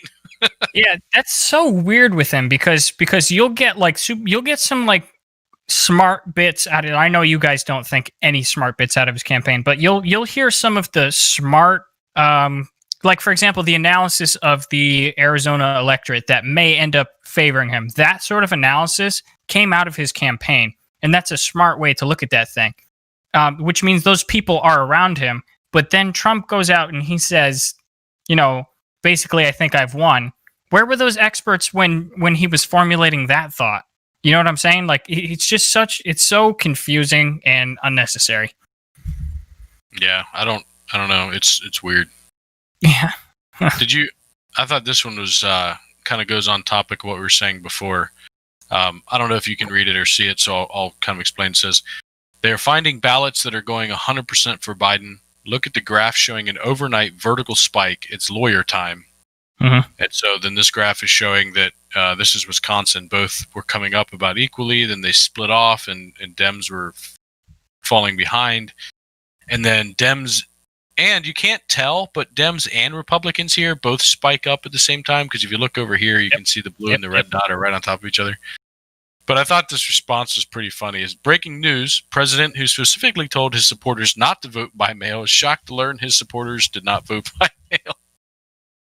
But that's what happens, right? They're counting all the vote by mails and then releasing a lump sum. Like that's anyway. This is typical here, huh? Yep. It's like I said, like whatever they want to do, man. If they think they have a thing, they can sue, and if they win, they win. But otherwise, I'm not really big in conspiracies. So I like that one. If you're a classic memer, that one is well done. That's pretty good. Michigan, like what? Oh no, what are you doing, Michigan? I had a good one. I wonder if I can pull it up. So I don't know. Do we have anything in chat? Do we have any questions? Do you guys want to hear anything from us? Do you have any questions? Yeah, give us some stuff. In the meantime, do you guys, either of you listen to Brian Tyler Cohen at all? I don't generally, but every now and then I'll watch something of his. Who? Brian Tyler Cohen. He's a YouTube guy. He's pretty far left. He does a political, podcast thing, kind of like a David Pakman or whatever, if you know who he is. But anyway, I thought this was a funny, just kind of a quip. It obviously twists and takes things out of context a bit, but he says, so Trump, who demanded 12 hours ago to stop counting all ballots, which we've already talked about isn't really the case, now wants every ballot recounted in Wisconsin. Got it. I just thought that was kind of a funny little... it's a good quip. Yeah, it's a zinger if you're wrong. Yeah. Yeah, you got any questions? Nothing popped up yet. So here's another one I saw that this is just, I don't know, it struck me good. If your kids ever ask why education is important, show them an Obama speech and a Trump speech. Yeah, that's pretty that's one of those funny things. Let me just talk about that right now. And I'm obviously having a hard time laughing at myself, but people take that meme kind of seriously, right? No, very seriously. They're like, oh, Obama was so articulate and he was such a good president and brought all sorts of respect to the office. And he was like droning weddings in Yemen. He was an absolutely shit president, right? We get the Obama versus Trump thing all the time. Trump started no new wars. Trump's foreign policy was absolutely fantastic. Trump droned people in the Middle East as well. Let's not act like he killed one person who deserved it. That you know of. Okay, what? Are you alleging that Trump has been doing clandestine drone strikes? I'm alleging that shit happens under any president. And do you have evidence? And I wanted to take that back and say that meme, to me, specifically talks about how you are as a public presence, not about being a good president or a bad president. Yeah, but that's kind of the point. Like, if you watch Obama talk, he is in a massively good order. He is so good. I will say one thing. I was really reflecting on this. If there's one thing the Trump administration should have taught, it's that and this is you've heard me say this is a masterclass needed for anybody on the left, is this elitist mantra, this like elitist vibe, let me use bougie words so you don't understand what I'm saying type shit, really has to be toned down. Like, even in my classes, I think this is this already reverberated a bit in the field of academia, in the field of policy. Is like, when we write things, I'll never forget my first semester before, when I was really learning this stuff. I actually got a B-, which is considered an F in grad school. On my first, thank God it wasn't a major assignment, but I got a B- on it because my professor actually said, he's like, you're a really good writer. All the points that you need to be here are here, but this is too difficult to read because you're using too many like big words, basically. He's like, if a governor was to read this, or a person that had never read this before, they need to be able to read this in a couple minutes and be an expert on it without having to dissect lingo. Right. And that's go read the Federalist Papers. Well, that's to be fair, when it comes to like actual like law, like that's a different story. But when it comes to papers aren't law. The Federalist Papers were written for the public to read, and they were published in a New York newspaper for the public to read to try and convince them to ratify the new Constitution. But they also, something really beautiful about the Federalist Papers is they actually did a Federalist Papers tour where they would bring the Constitution and the papers around to people who were illiterate to explain it conceptually. Like, this is actually what it means. This is what we're trying to tell you. This is what it is. And so I'm not illiterate, and I wish they would do that for me. Hey, look, to be fair, everybody's vocabulary was fairly well expanded back then, right? Apparently, man. Like you're either illiterate or you're more literate than the most literate person is today. Like, I'm serious. Like, so me and my uncle were having a discussion, and we made a deal with each other, and he has to do some research, and I had to do some research. I think I got the shit end of this deal because I have to read the Federalist Papers. I'm on like paper 25 out of 85. It's been 2 weeks. Ooh, and honestly, like those things are, I have to reread every sentence like 3 times. It's insane.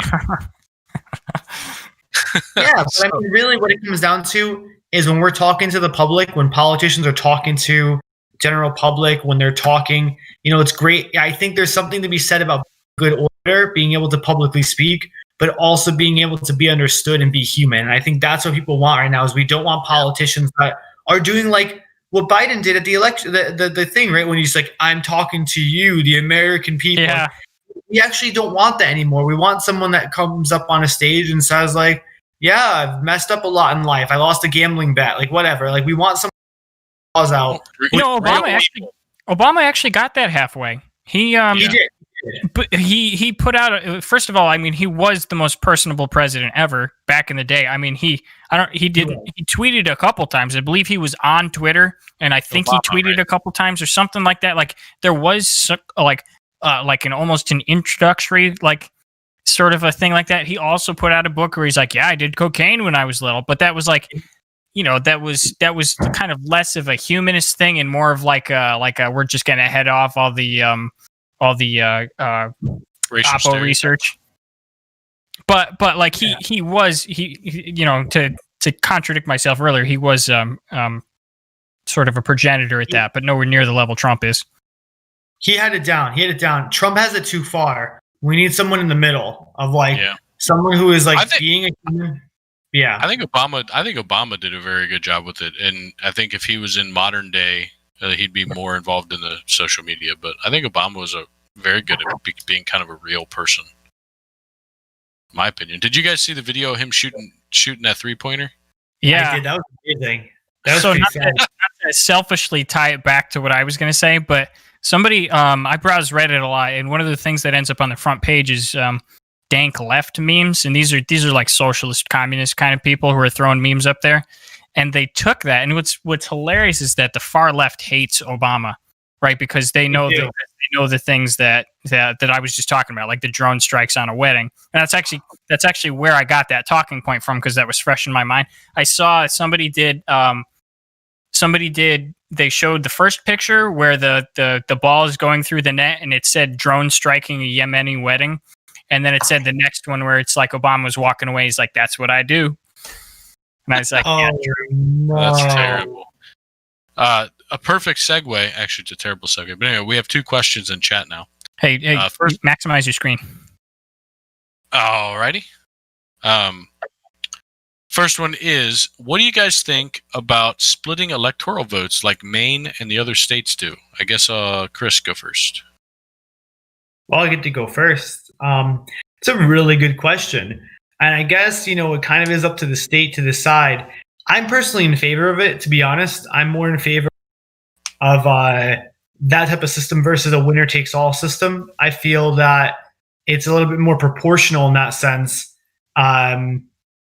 With that being said, I'm pretty much for more of a proportional government as a whole anyways, so I'm not really a big fan of the electoral college, granted that I don't think that the electoral college is going anywhere. So whenever we can make something more proportional versus winner takes all, I genuinely favor it, regardless of what that, and all that means. Like, let's say that outcome would have made Trump significantly more favored than Democrats, or Democrats significantly more favored than Trump. Well, that just means that the election cycle would change, right? They would do different things. Like the way the campaign process would occur would just be different. The parties would shift their platforms at the very worst. So I actually don't think, it's funny, we end up on the opposite side of every issue. I'm not really on the opposite side of this issue from you, but I don't think it'll do what you think. And I'm like, beer and a half. Nope, just kidding. 2 beers in now. I could be wrong about this, but I think this hurts Democrats massively, right? Because I think because if you made Connecticut into 5 different districts, you might be able to carve out like 4 red ones and then just take Hartford and make it blue, right? So I suppose you could say that it depends on the way that it's done. If it's done like gerrymandering or in any sort of biased way, it could end up worse for either side, maybe. Yeah, I think of it as proportional, where it's like, if you have 100% of the population, and 78% vote Democrat, but 22% are Republican, the electoral votes then get split proportionally in that regard as well. Like, if they had 100 votes, 78 would go to Democrat, 22 would go. And in this current system, or if they only have 4, 3 goes to one and 1 goes to the other, kind of thing. Yeah. In the system we have today, it would definitely favor Republicans. However, again, it would. It's all just, you can isolate the population centers. It just changes the campaign. Again, not if you're doing it by population. If you're doing it by population, if you have 100,000 people that voted, and it was 75-25, and that particular state had 4 electoral votes, and you give 3 to one and 1 to the other, to me that helps Democrats, because generally Democrats are winning the popular vote. So more likely, that is just raw popular vote, though. Right, which is what this is doing. The way that it's done in Maine and Nebraska is different. I don't know how it's done. It's done by I'm going on proportion, right, Chris? I got to look into it, but really the concern here, the reason why I would sway towards Republicans, is that Republicans would get a chunk of California. Right. Yeah, but we would. That. But we would get a chunk. Democrats would get a chunk of The other states, like all the red states. Yeah, but always smaller chunks surrounding the. So the difference is, Tim, is you're thinking about direct democracy within the states that then translates out of the states. That's just direct democracy. That's not how it would work. It would be districts, right? And so if you did it, say, in Texas, then I'm against that. Texas would get like a blue circle around Austin and Dallas, and then like the rest of the districts would be red. So all of those. Why would you have to do it by district? Why wouldn't you just say? That's just how Maine and Nebraska do it. I'm pretty sure about that. So that's kind of what we're talking about. Before you're pretty sure, and then throw that out on top and say this is what we're talking about. Verify it. And me and Chris have both stated that we feel that it would work if it was done on a populist vote versus that. That's what we're talking about. Chris said that. Yes, he did. No, I did. I said I'd be for proportional, which is populist. Okay. Sure. But that just translates to direct democracy, right, which we don't have. We have a republic. To me, it's a great middle ground between eliminating the Electoral College and the way it's done now. You still get the Electoral College. That's not a middle ground. That's literally a direct translation into direct democracy. No, it's not. Let me finish. The Electoral College, you would still have like Wyoming having 4 electoral votes. Wyoming still would have the same power as a state. It's just that it wouldn't be all focused on one party or the other. It would be divvied up based on the population's split inside of the state. So you don't remove the power from the state, which is what the Electoral College does, but it gives you more of a democratic approach of assigning the electoral votes. Yeah, interesting. Yeah, I'm here for it. So, any more input on that, or you want to go to the next one? No, let's go to the next one. Right. Another one. Does anyone have any thoughts on a voting system that encourages more than 2 political parties? It feels like America needs more options and less tribalism. Nate, you want to start that one? So our tribalist problems aren't necessarily because of the dual natures of the party. I think having 2 parties is pretty decent, right? Because it's obviously better than 1. So you can have every issue can be divided, and there are people on every side that can go at it hammer and tongs. And it's like so funny because it's like things like how to handle the coronavirus is not a political thing. Yet, since we have the dual party and we are fairly polarized, it became a polarized issue. And there were so many good points put out by both sides that I feel like a whole bunch of issues get examined very well in a 2-party system. I think in a 3-party system or more, it's kind of just wishful thinking about as to how it helps, because then you get things like coalition parties and deal making and making deals with the devil and doing all sorts of weird stuff. Like it's not better, it's just different. I think. Yeah, I mean, go ahead. All right, go ahead, Chris. I'm all set. No, you keep going. So I think the major differences between the human beings in the United States can be expressed on a basic left-right binary, with the exception of authoritarianism versus liberal, not liberalism, but libertarianism. I think the parties do well enough, and I think there's not really a need for more. I'll leave it at that. Yeah. We pretty much agree for basically the same reasons. I think that a 2-party system actually works pretty well right now, contrary to popular belief, because when you look at things like the House and the Senate, but mostly the House, which is really where like representative democracy is like at its finest, gerrymandering aside, the reality is the House is a really cool concept. You kind of already have coalition governments inside the parties. So true. There are indeed multiple parties, if we were to say that. They just have more power under one umbrella. And so that's why, the first 2 years of Obama's first term or whatever, when he had the full slate, the House, Senate, and the presidency, certain bills didn't go through because there was in-party fighting. And that's okay. I think that's important. We should have that. The alternative is you would just end up with coalition governments where basically you would actually have any single Germany or Britain, where you have multiple parties. It's still 2 major parties, but those 2 major parties basically just need to make a favor or deal to sway one of the medium or minor parties to vote on their side of the aisle, which is basically the same thing as what we have right now, except we just have one party and one party. Finally, I just think that, when we have, I used to be one of those people that was like, no, we have a two-party system. We need more parties. We should fracture the parties. I was definitely that person. I think that gets taken care of the more you get involved with your respective political party, even if you're an independent. If you just get involved with a party or both parties, right? Get involved at the local level. You don't need to join a Democratic or Republican party to attend their town council meetings or town committees. And I think that will give you more faith. The more involved, voting is not a civic duty. I look at it as the bare minimum of our civic duty. To really be part of, to really make our country function, we need to become involved. And so when we get burnout, right, on the left, for example, when people are very upset with moderates, the reality is, contrary to the left's beliefs, a lot of times, like to whine a lot, I'm on the left. Everything we've asked for has actually come to fruition because we fought for it. And for the Democratic Party to maintain our votes, they had to adopt them, like at their platform level. Same thing for the right. You needed to keep your Tea Party candidates. You couldn't lose those people. And so what did you do? You adopted their platforms. And there's a whole slew of examples on this, right? And that's really what it is. The more active the sub-parties are within a party, the more likely you are to see your party do what you want to do, because the threat is they lose your vote, which is a real thing. We saw that with Hillary, right? They know not to mess with that anymore. Yeah. Tim?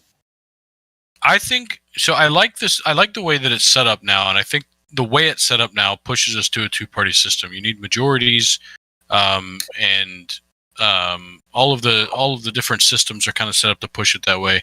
The one thing I would like to see is a bit of a change, and we kind of touched on it a little bit earlier, that would help a third party either become one of the two parties, right? So kind of push them out. I think in Oregon.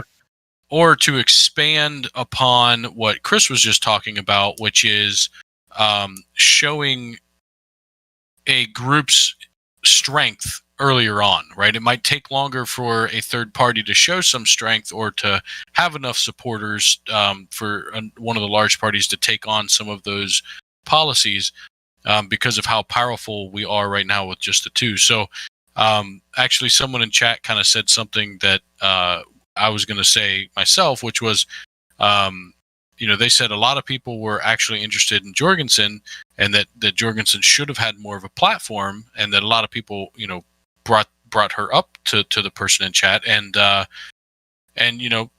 doesn't happen a lot, right? Jorgensen could have had a bigger platform and should have, and I think in the previous years, there's been others that did have, we've heard of some, right? Ross Perot was an independent, or a third party, Gary Johnson, that's who I voted for last election, right? Like, I didn't think he would end up being president, but I liked him more than the other two options. And to the point that I'm going to make right now, this year, I did not have any interest, would not vote for a third party this year, because I thought it was too important that my vote would count for what I felt like was needed to happen between the two. Like, me voting for Gary Johnson last year, I knowingly did that, 100% expecting my vote was going to be wasted, but just trying to, vote for who I liked the most, right? Trying to do the right thing. And doing the right thing was a waste of a vote in our system. So what I would like to see more widespread is more along what I think it's Maine, but one or two states do, which we touched on earlier, right? Which is you pick several people. You say, this is my first vote, this is my second vote, this is my third vote. And then they look at it and they say, okay, how many, who's got the most votes? Oh, okay, this person's got the least. They're out. Everybody that voted for them, who was their second pick? And then they reassign. And you do that until you get down to two. So I think that would be amazing, because it would allow people to voice their opinion and say, hey, to be bold without risking their party. I like this person more. And so you might actually see where somebody would win a state, and it might affect that one election, but be damned if the next year one of the two major parties either didn't drop off or adopt some of those policies. I'm all here for ranked choice voting. I mean, it really would be more democratic, in my opinion. It would definitely, as well as like, you shouldn't be punished, because here's the reality. This is just, it is what it is. If someone votes third party in this election, as much as I want to be that person that's like, yes, you should vote the way your heart tells you to vote, it is a wasted vote because there's either one of those other two candidates you want to have more than, and because it's so close, your vote actually could have influenced an election if you were in a swing state on one of those two candidates, whether that means you wanted Trump to win. I respect the principle, though. Yeah, it's the principle. So, yeah. I do too. But if you look at Trump's the 2016 election when Trump won, if you were to take all of the independent votes and put them towards Democrat, which isn't totally fair. I mean, there's some that would have voted Republican, but they're heavy Democrat. Trump would not have won. Yeah, like right? Jill Stein. So those people voting for independent, people like me, who part of it was because I thought there was no way in hell Trump was going to win, right? Yeah. I voted independent, like my vote doesn't really matter anyway, so let me at least do what I want to do.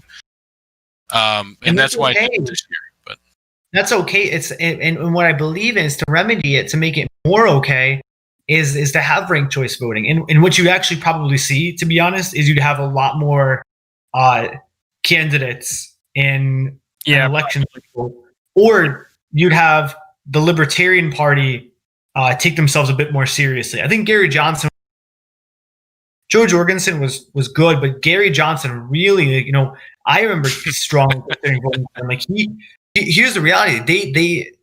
Gary Johnson really, he's a funny dude, hilarious guy, but he did take the campaign very seriously, as if like he really was trying to like win a state. You'd probably see a lot more energy like that. Joe Jorgensen knew from day one she's not winning a state. She's just trying to get federal funding for the Libertarian Party. Mm-hmm. Jill Stein, the Green Party, is a freaking joke. You'd also see this. If there was ranked choice voting in place, you'd see these third parties do it right as well. You'd see more third parties pop up in state legislatures first, and then state and whatnot, and governor's offices.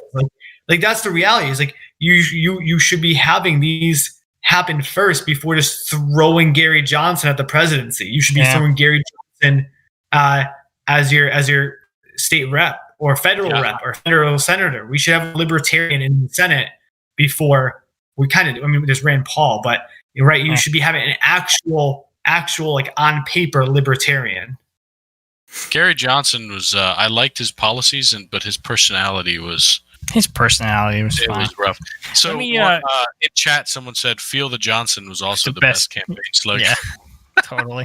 Do you remember that video where like he was talking? He like had a fake heart attack. You go, people actually have heart attacks from weed, and then like 30 seconds later goes. Like whoever he was debating on the stage was like, people die from heart attacks from smoking weed, and he was like, and he fell off his chair. Like, I want that guy to be president. Yeah, all right, let's do this. I'm going to answer a question and roll it into my final thoughts, and then you guys can do your quick final thoughts because we're at 15, so technically we've done 2 hours. So I don't want to keep people too late here.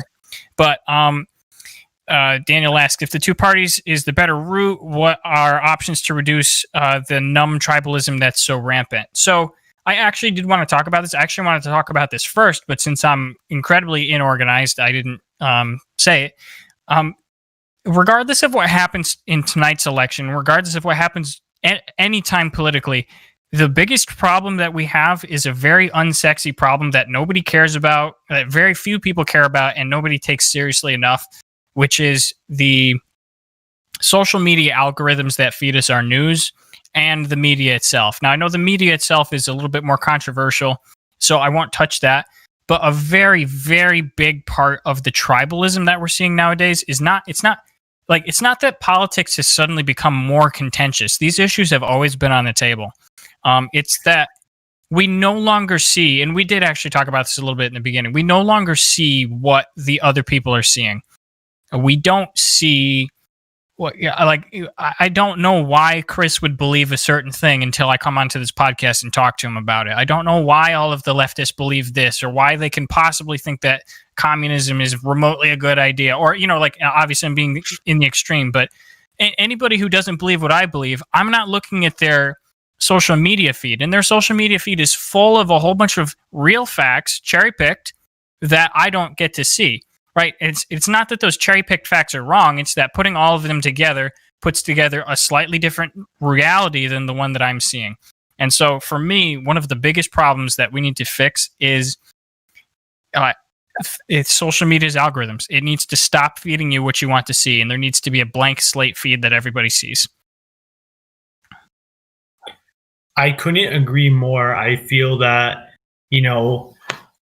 our country is actually a lot more bipartisan than people realize. Like, there's plenty of even controversial bills that get signed every Trump. So again, this is my line of work, but think about this: the Trump administration, bipartisan, introduced by Chuck Grassley's office, co-sponsored by Klobuchar.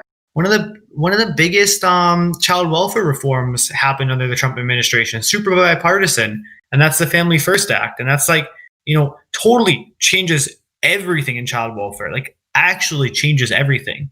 And that's just one example that I'm conscious of because I'm in the middle of it. There's a whole ton, and same with Obama. There's definitely things that were conservative that went through the Obama administration, the reality is plenty of controversial things become bipartisan and get through the House, Senate, and our government functions. It moves. Nobody thinks it functions. I didn't think it functioned until I worked in DC. Nobody does. Yeah. Right? It took me actually being in DC to be like, oh, wait, yeah, a lot gets done. That changed my perspective, and I think that's because in DC, it's just unadulterated, unfiltered. You're literally there. This is what's happened. And you see the doctoring too, to be honest. So if we all had I not to say that we'll never go back to this day where we all read the same newspaper, but I do think an idea of, a constant timeline would be a good idea. Something like that, some algorithm change. But yeah, that's, and just, I guess I can start my closing remark if that's cool. Yep.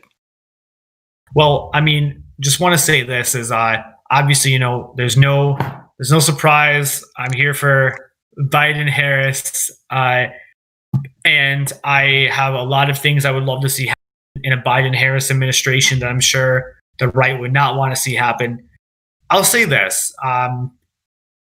regardless of the outcome tonight, and this is for every election, I think it's super important for people to, one, realize that more elections come up in the future. So it's not, if it's a loss today, it's not a loss forever. That's the beauty of democracy. I think as well, it's super important for us to really sit down with one another, as we are in this podcast, but even off screen. Nathan and I talk about politics all the time. Whenever I have plenty of other friends that are Republican or conservative or whatever. Do we get heated? Of course we do. Yeah. But at the end of the day, we can put that down and say, all right, we're friends, right? I get very afraid when I see, the left isolating the right, being like, oh, I'm going to delete you from my time feed, my Facebook. It's very scary to me. And I see it on the right too. People, just I've had a few people delete me off of Facebook. I'm like, sure. Oh, I did. And this is why I think we need to not do this going in the future is that if you truly believe that the other side, whether you're right or left, you truly believe the other side is egregiously wrong, they're communist or they're racist, you're much better off convincing them by talking to them, by doing things with compassion, by doing things with some humor.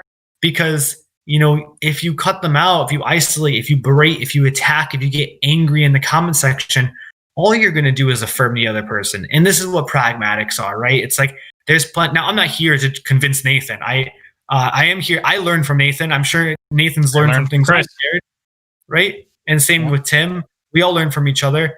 I'm not here to indoctrinate. Well, I don't learn anything from Tim. Yeah. But I am here to say, to many friends, if I do know someone who's explicitly prejudiced, my first instinct isn't to just push them away. It's to say, I have to believe that I can change this person's mind, because better off change their mind now and they go through the next 40, 50 years of their life with a better heart than go wreak havoc with prejudice for the next 40, 50 years. So just, I don't know, play chess or something. Do something at Thanksgiving besides talk politics, but also talk politics but be friendly, right? Like, don't let this consume our souls. Yeah, I think that's definitely one thing all three of us are on the same page about and understood, and why we decided to do this podcast. Or a big part of it was, we're seeing where culture is going from social media and from also big media on both sides, right? All types of media really coming down and looking for the clicks, looking for the attention. I don't think media is doing this on purpose, right? They're not like, hey, let's build this animosity. Right.